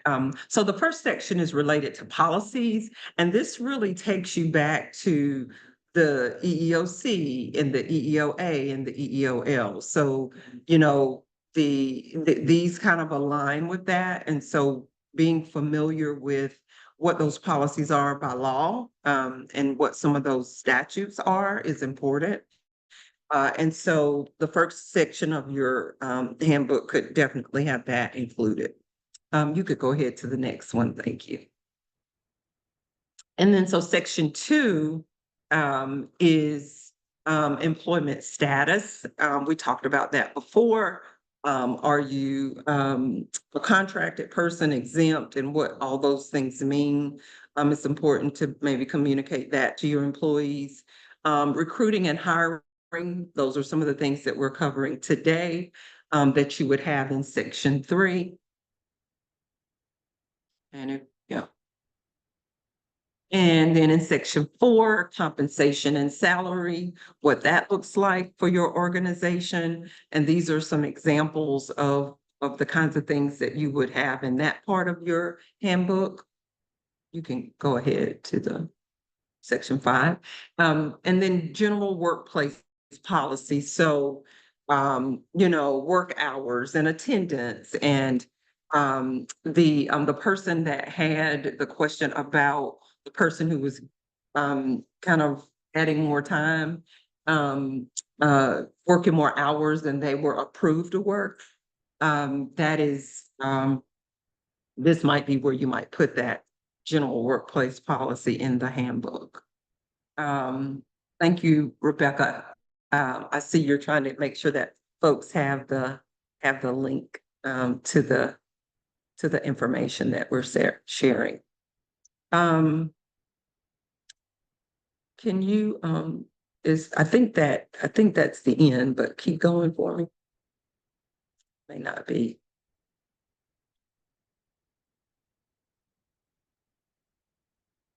Section 6, employee benefit programs. Another area of the employee handbook. And then section 7 is, defining leave, holidays, vacation, sick leave, all of those types of things. You can keep going. And again, this is a template, this is a starting place. Technology and social media, and how should employees kind of handle property of the nonprofit organization, how we look at performance and or conduct in the workplace is another area. You can, thank you, team, for responding to the questions in the chat. How does an individual separate from the organization? And then acknowledgement that they actually was given the handbook and that they understand what's in the handbook. And so there are a couple of notes here about reviewing the handbook over a period of time. And when we were looking at different sources, and there are tons of sources out there with examples of templates and formats and designs of employee handbooks, but these were some of the ones that this was one of the ones that we chose to share with you. Okay, we can stop sharing here. And before we go into reward, I just want to make sure that we've responded to the questions in the chat, that everybody can get, did everybody try the links? I'm just saying I'm answering the questions, but I'm not fast at typing. So I just want to let folks know if they're asking a question, I'm responding. Be patient with me. Great. Thank you, Lisa. Thank you so much. The other thing to keep in mind too, you know, as we're working through this, we've said this with every topic that we've covered and every function of managing a 501c3 organization. Give yourself time to enhance capacity. Take it one step at a time. Try not to be overwhelmed, but put all of this in your toolbox and then make strides to either add some of what we're sharing or enhance what it is that you're doing. It does take time, you know, to get all of these pieces established and moving in your organization, moving in the directions that we're talking about. So just want to say that. And then I'm gonna just pause again before we go into the next topic. Okay. All right, how are we feeling? Give me some, let me see your reaction. How are we doing? Thank you, Abby. I appreciate that thumbs up. Thank you, thank you, thank you. I see you all are doing good. Ready for graduation? Just a few more minutes and we're gonna have a graduation ceremony. Speaking of reward, right? So we're coming to the end of the Institute today and you will receive your certificate of participation in the Institute that's going to come to you. And also we're going to do a little bit of celebrating. So thank you for all of you that kind of gave me a clue in as to how you're doing right now. So reward, this is kind of the third topic. I just want to lift up some points here. And we do have a couple of more links that we want to share with you with this as well. So team, if we could go to slide 12.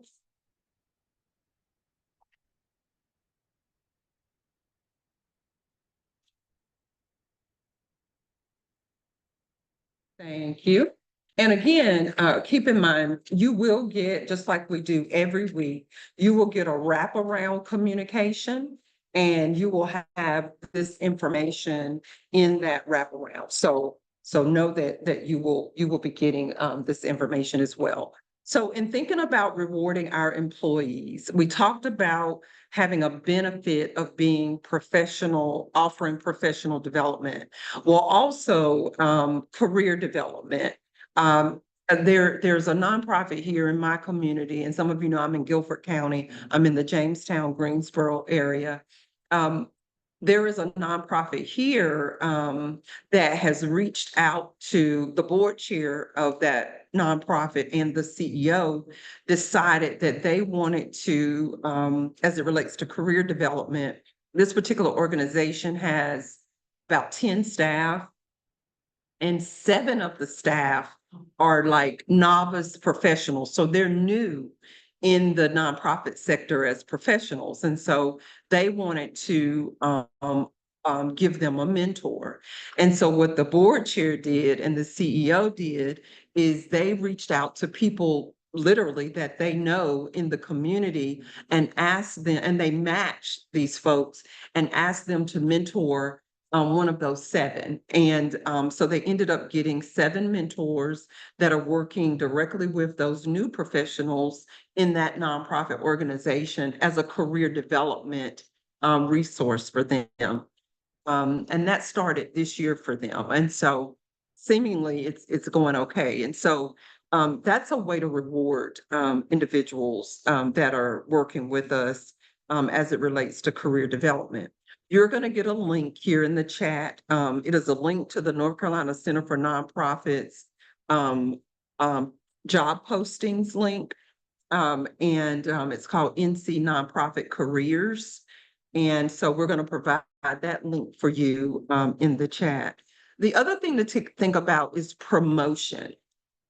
So, and sometimes in a nonprofit setting, because our staffs are so small, it's kind of, it might be challenging to see where and how a person can be promoted. But think about it from the perspective of maybe it's not so much promotion in terms of title, but maybe it's promotion in terms of responsibilities and a little bit of an increase in compensation. So it might be that I've been working with the organization for 2 or 3 years, demonstrated that I'm coachable. I'm on page 133. I've demonstrated in your workbook, I've demonstrated that I'm coachable in this field, that I'm a capacity builder, that I'm credible, that I'm committed. And so when we see that demonstrated in some of our employees, maybe there's something else that needs attention in the organization that we can give to this person as another responsibility and give them a little bit of a increase in compensation or some other incentive for them to maybe do something that they haven't done in the past or add a duty that maybe they haven't done in the past. So that's a way to promote without necessarily a person moving up the ladder, so to speak, but they're enhancing their professional skills. It might align with something that they aspire to do in their career. And so sometimes that's very, very helpful to be able to do that. The other item that's on our list here is professional development. We've talked about that. Those same attributes on page 133, we like to think that regardless of what a person's position is, they can lead and they can manage, right? It may not look quite the same. Leading and managing may not look the same as what the executive director does, but I, in say my role as a coordinator or a manager, can also lead and manage. And so we can encourage the growth of our employees as it relates to these attributes. Along with professional development, there's a resource that the NC Center has. There's a link to some professional development resources. So we're going to give you that link as well, you know, as you're trying to build out a way to enhance or to start offering professional development. So that's a way to think about that. So I want to make sure that everybody get those first 2 links and make sure that you can access that information. So there's the professional development link, and we also put in the careers link. So I want to make sure you have all of that. And we share with you the living wage and the determinants of compensation. I'm at the last bullet. And I'm going to come back to performance evaluation. But the compensation review handout that is on page 129, we talked about that in your workbook, the determinants of compensation. So that's a reference there. And then the living wage is another resource that you already have. The last thing that we want to share related to reward is around performance. And if we could go to the gallery view team, that would be great. So one of the areas of weakness for us in the nonprofit sector is our limited ability sometimes and capacity to do performance evaluations. For those of you that serve on boards, and in particular, if you chair a board, it is important to be sure that the executive director or the CEO has a performance evaluation, and that the performance evaluation is every year.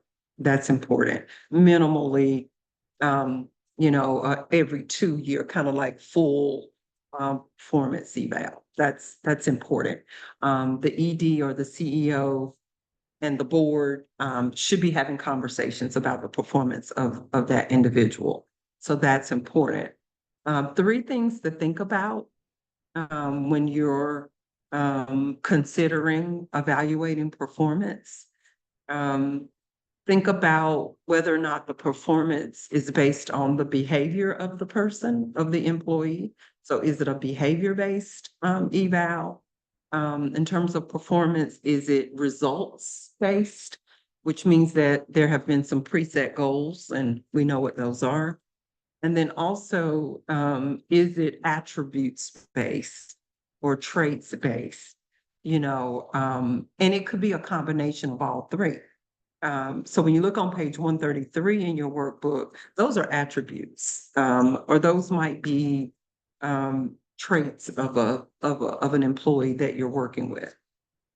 And so you might decide which attributes are essential to that position that they have, and maybe give them feedback there, or give them feedback as it relates to behavior-based. For example, in nonprofit organizations, we're real big on relationship building, right? Relationship building for partnerships, for collaboration, for talking to donors. That's a pretty significant area in terms of looking at behavior-based. And then what are the results? What kind of results have they been able to achieve with the organization? And the thing I will say here is it is unique and different for every position, and definitely unique and different for every nonprofit. So just something for you to think about in terms of performance evaluation. And we have a link for you here as well. So we're going to pop that in the chat that you can continue to explore trait-based, behavior-based, and results-based performance evaluations. So that's something to think about here. And I'm making a note of something I want to come back to. And so again, important for us to engage in performance reviews of folks that work with us, or checking in with folks as it relates to that. So team, if we could go back to slide, I'm gonna take you all the way back to slide 4. Okay.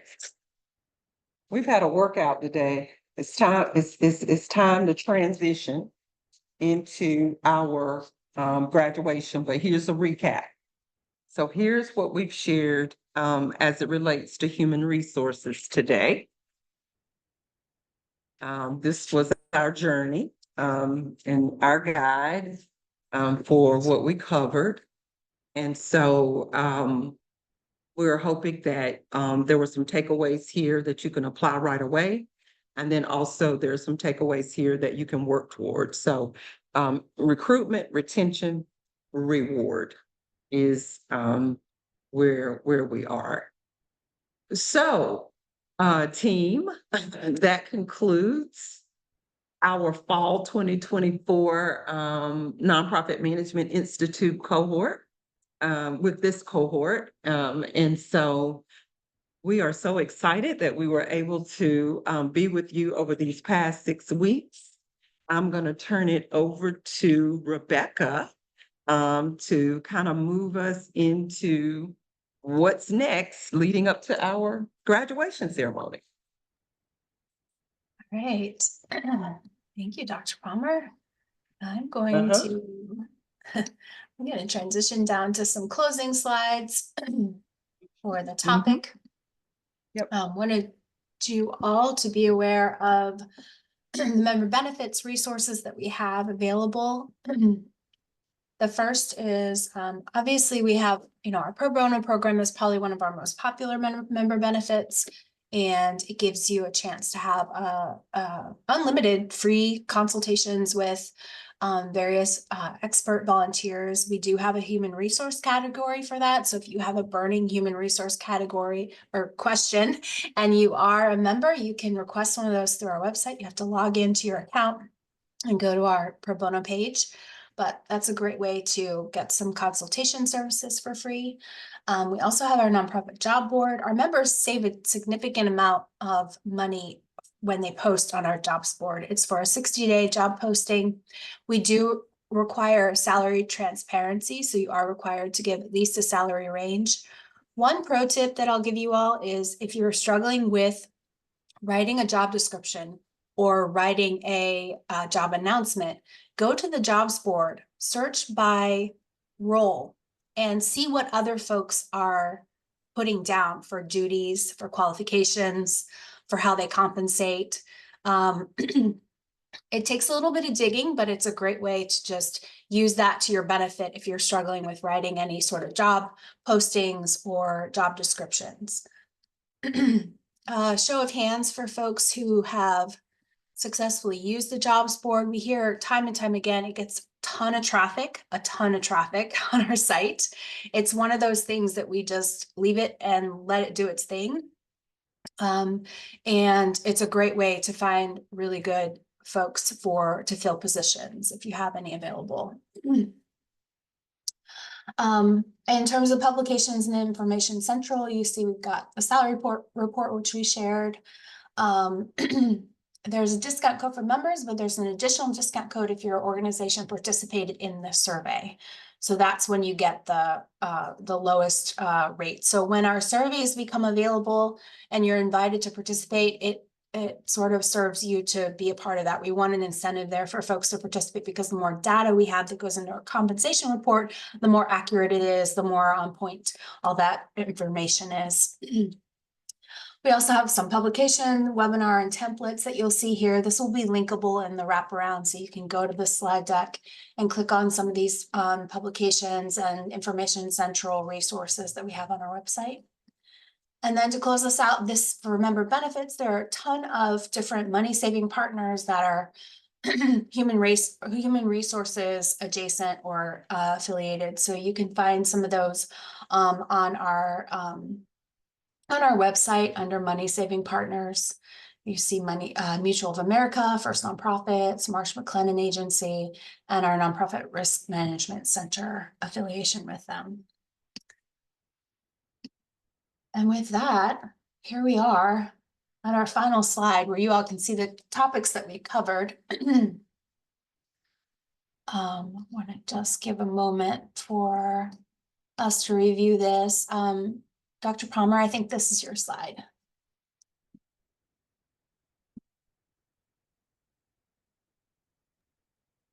Couldn't get my mic unmuted. I was just talking and didn't have my mic unmuted.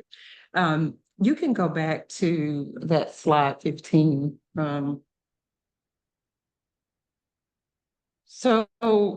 Here's just a reminder of all of the work that we've been able to do as it relates to the Institute. So again, we started off with the capacity assessment and capacity building, board governance. We focused on program management, strategic planning, financial management, and fundraising, and then of course, human resource management and our graduation. We also focused on our capacity building framework. There are 12 principles. We covered 6 of those. There are 3 management conditions: build, thrive, and sustain. We looked at a basic capacity assessment and a advanced capacity assessment of those 6 topics that we covered. And we learned about 125 practices across all 6 of those topics out of 216. So we've definitely done quite a bit of work today. We are going to take a short break. And when we come back, we're going to come into or walk into or zoom into the graduation ceremony. And so it is 11:59 or 12 o'clock. So we're going to come right back in. Let's take about a 5-minute transition break. So at 12:05, welcome back to graduation. See you shortly. Thanks, Dr. Palmer. We'll see you back in 5. I'm going to place the Zoom backgrounds. If anyone would like to download a Zoom background, looks like Lisa's changing hers right now, and celebrate with us by updating your background during break. Oh, there's a little puppy dog. Lisa. All right. Enjoy your break. We'll be back here at 12:05. last half. Whoops. Welcome to the last half of our program, the graduation. Just want to give a short overview of our program and say a few words, and then I'll pass it on to Dr. Palmer, as you can see there. So I want to say congratulations. You made it through. It's been a great 6 weeks as usual. Hopefully you're very proud of yourself and proud of this moment. We at the center hope you cherish the fruits of your hard work, and I hope that the Nonprofit Management Institute will continue to help you to improve what you're trying to do to enhance your organizations. Most of all, I hope that you will be bold, be courageous, but be your best. So again, congratulations and happy graduation. Dr. Palmer, would you like to say a few short words before we pass it on to our Yes, commencement? absolutely. Can you all hear me? Yep. Yes, all right. So you're in for a treat with our program today. You're going to have a commencement address. So we're going to confer your certificates. We're going to take a peek at a graduation video and photos. And then we will officially close. Congratulations to each and every one of you. So glad we were able to work with you today. Take care. And maybe we'll see you soon in person somewhere in the state of North Carolina. Great. Thank you, Dr. Palmer. Want to say, of course, my unbelievable team that works here at the center to make sure we bring you a great program twice a year, every year. So if you know someone, please refer if you think this institute would be a great class for them to take. As you can see, here's our wonderful staff. I think the only person you guys haven't seen was Leslie, who stayed behind the scenes mainly, and Rebecca did a great job today standing in for her. So with that, I'm going to transition to Trinisha Dean, who's joining us today for our commencement address. Trinisha is a graduate of the NPMI cohort. What year were you in, Trinisha? Rebecca, what's Trinisha in before she says it? She was in was it 23, 22? 23, I think. 23, spring 23. That's right. So Trinisha, I'm going to hand it over to you to address our cohort for this year. And thank you again for doing this for us. All right, thank you. Well, good afternoon, everyone. I was glad to be able to join the last few minutes of your final session today and be before you today for your graduation. Just wanted to briefly say thank you so much to the North Carolina Nonprofit Center, to Lisa and to Rebecca for reaching out. I will say it was very unexpected for sure, but I have reached out to them multiple times, getting feedback and getting some things that I've learned through this process. So grateful to be before you all today briefly. I wanted to start off in thinking about this. I wanted to start off with, we know we do hard work in the work that we do, but wanted to speak from the actual heart of the work that we do and the passion that we do. Ensuring that our mission and our visions align with our goals and our values and morals and values as well. So in breaking down the heart of what we do, let's start with honesty. Throughout this course, you've had an opportunity of doing an assessment, doing an evaluation of your organization and the work that you've done. And that was so meaningful when I went through this session, as we stated in spring of 2023. As an organization, Alliance for Children, we're a nonprofit that is based in Monroe, North Carolina. We administer the Smart Start dollars for that particular county, and we've been around for 26 years. So in doing that assessment, looking to see, are we still building? Are we sustaining? Have we mastered some of those things? I came in to do a strategic plan that had expired. So coming in a little bit behind the game there, but we had to be open and honest with where we were as an organization.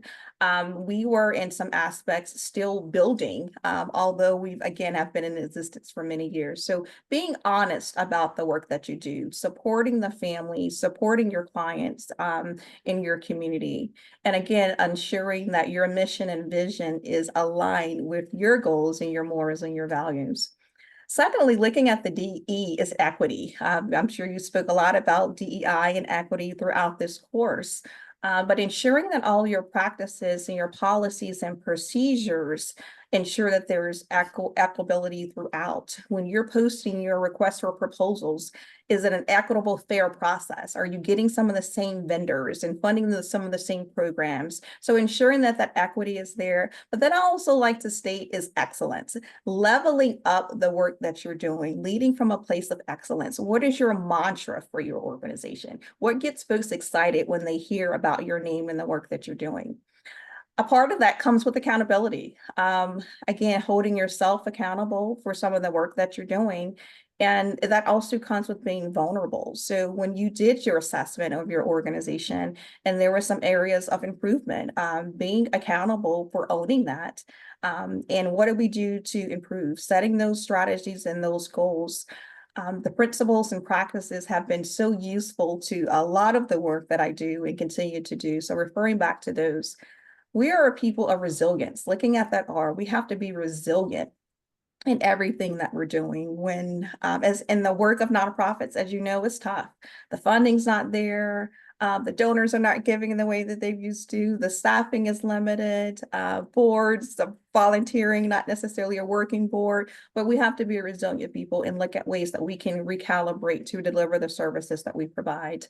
And for team, learning and knowing that you cannot do it all by yourself. I came into my position again with an expired strategic plan and hey, had these high goals and ambition. I'm going to get this done by myself. It took the team, it took the community stakeholders, it took the board, it took some additional investment into some of the work. It took this course, I'm going to be honest, it took me signing up for the Nonprofit Management Institute to really ensure that I was being fair to the organization, being equitable in what we were delivering and presenting that back to the community. So I just wanted to provide a little bit about the passion and the heart of the work that you do. I strongly encourage you to stay in contact with your colleagues here in your cohorts. Whether it be on LinkedIn, whether it be on their newsletters, there'll be folks getting promotions and getting funding opportunities. Congratulate them, show them some love and the support that they're doing. So definitely stay connected.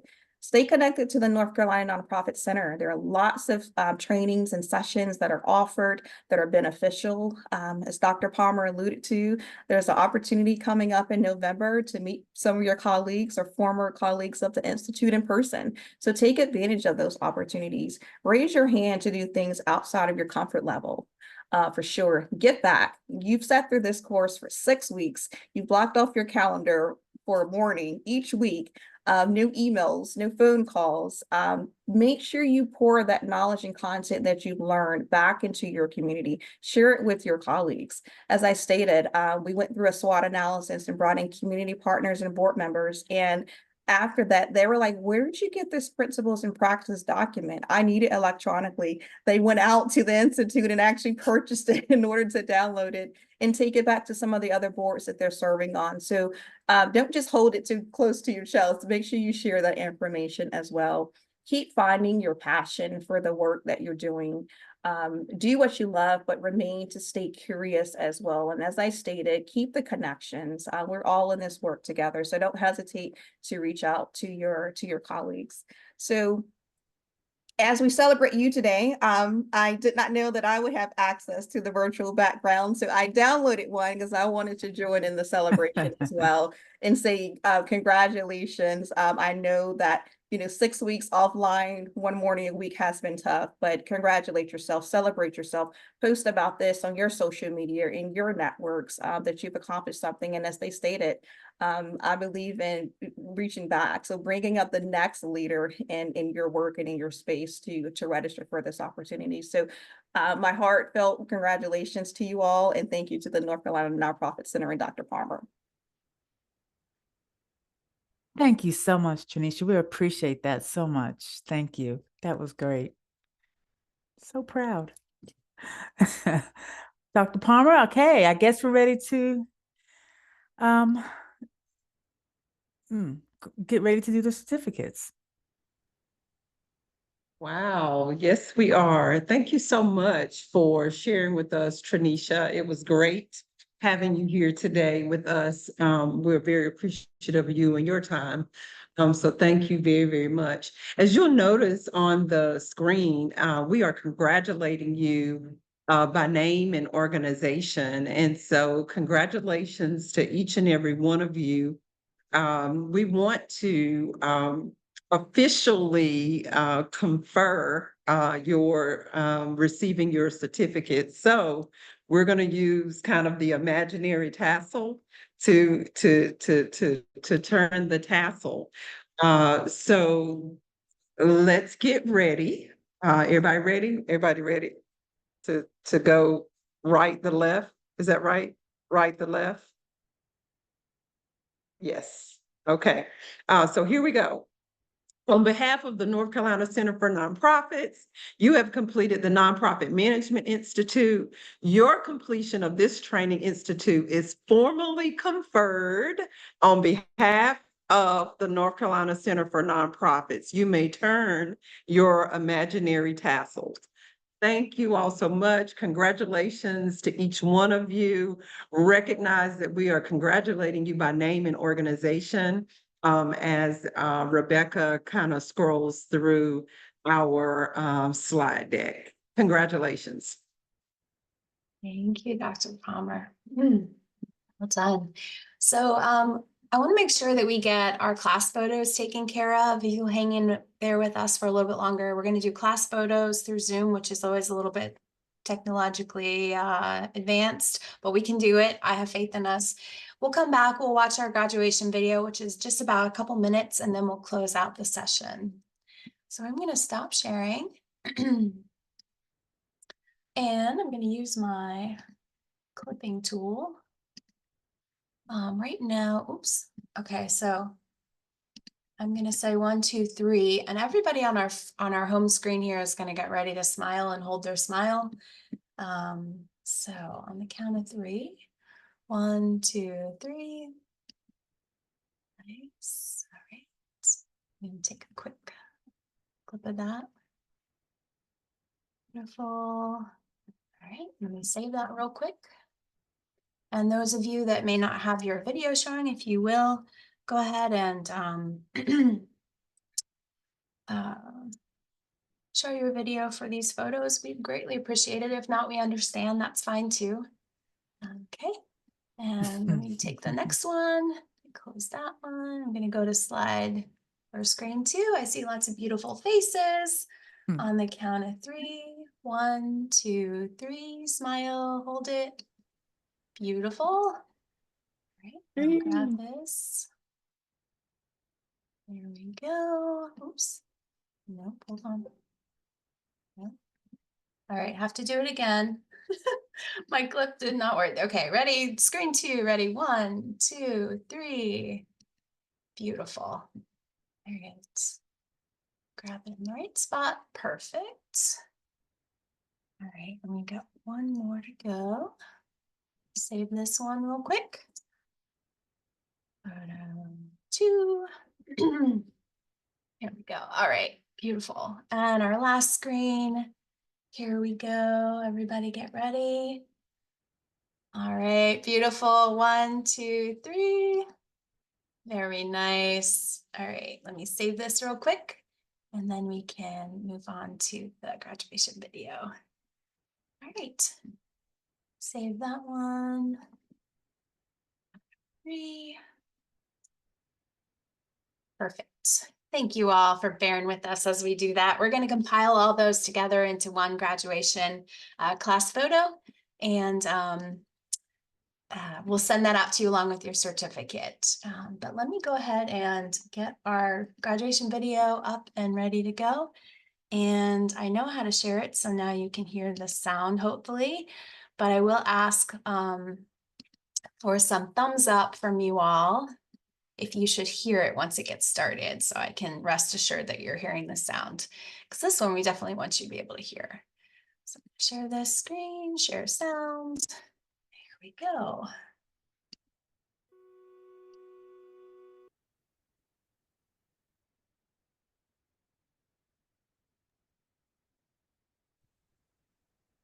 Oh, it was playing. Let's try here.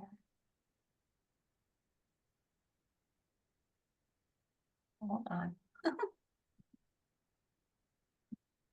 Let me do a quick refresh here. Come on. Yep. It's going. Greetings, Nonprofit Management Institute, Fall 2024. Thank you so much for selecting our program to be a part of your professional development.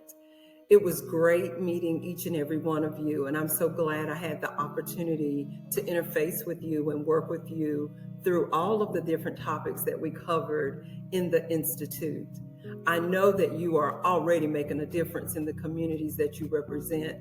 And so I am hopeful that you will be able to use all of the information and resources that we provided to enhance your individual nonprofit organizations. Again, greetings, congratulations. Now let's celebrate.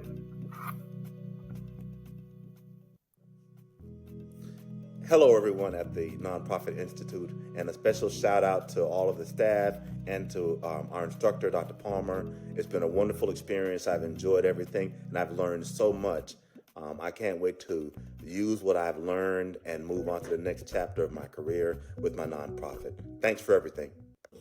This is Linda Wiggins of A Better Chance, a Better Community nonprofit organization. I have really learned a lot through the North Carolina Nonprofit Management Institute relating to the duties and responsibilities for a board member of a nonprofit. And I really enjoyed the breakout sessions that we had. Thank you. Hey everyone, this is Shali with Shali Dance Works. I'm just tremendously grateful for all of the skills that I've learned. I've learned so much from all of you and from all of these processes and approaches. It's an incredible asset to have the workbook and all of the worksheets and things that are going to really support our organization for a long time to come. So I've learned a lot from all of you, and I appreciate the Institute so much and the opportunity to be here.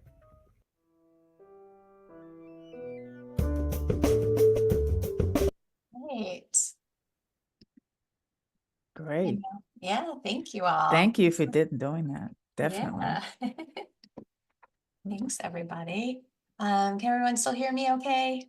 Yep. All right, good. Just a few things to close us out. Wanted to mention, obviously, we'll be sending you our your certificates completion as well as the class photo. I'm going to go ahead and pop the final session evaluation into the chat. One thing I'll mention to you is that we do send out a post follow-up survey that comes out about 3 months after you complete the Institute. And it really is just a chance for you to talk about and remind yourself of all the things that you learned and maybe that you intended to implement that maybe you haven't yet. We also want to hear about some of the successes that you're finding as a result of attending the Institute over time. So I really appreciate, we're giving you a heads up now. When it comes to you, you may have forgotten that I've even said this, but hopefully it'll ring a bell, and we really appreciate all of your feedback throughout this entire series, but most especially that 3-month follow-up that you'll get from us as well. I did want to mention too that we will include in the wraparound today email a participant list.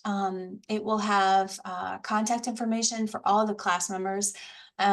It's important what Trinisha said about staying in contact and keeping in contact and getting connected with one another online so that you can share in those celebrations. You can cheer one another on. You can ask for help when you need it. That's where this Facebook page that we started comes in handy. Certainly reach out to one another, get connected online. I think it's a great way to continue this process and keep building on what you've learned throughout this series and beyond. So we hope that'll be a great resource to you. Few final notes. We've been sharing with you for a while that our conference is fast approaching. It is next week. We have extended registration until Thursday. It was planned to close today. We're getting very close to filling up the conference. So if you do intend to register, now is your opportunity. I'll make sure that that's in the wraparound, a nice link to the conference page, registration page. So if you do plan to come, it's going to be next week on the 22nd and the 23rd in RTP. And it's a great way to maybe, I know we've done class photos of everyone who's graduated from the Institute, so maybe we'll do that again, a big class photo where everyone from all the other cohorts can come and join in on a photo together. But it's going to be an excellent time of learning and togetherness and connection. So we invite you to attend and hope you'll be there.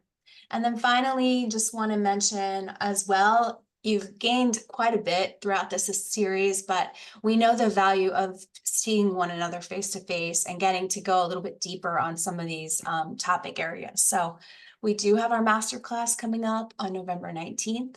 I will be sending you all some reminders to register for that. So we invite you to go ahead and join us if you're able to. It will be in person. We're very excited. We have Dr. Palmer will be with us in person as well. And we'll be providing some food and snacks and just lots of learning together in one space, in one room, face to face. So looking forward to that. And with that said, I don't think we have any other updates. Feel free to stick around if you all would like to have some burning questions about human resources or anything that we've shared today. Would love to chat for a few minutes.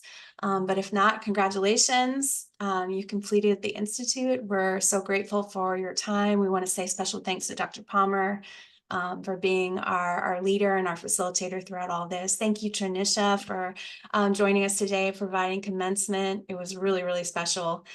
We really enjoyed having you. And yeah, thanks to the whole team here, everybody that contributed to this session. Thanks to our interpreters from Sensole. It was really, really meaningful to have you all be a part of this and make this accessible to our bilingual and Spanish-speaking participants.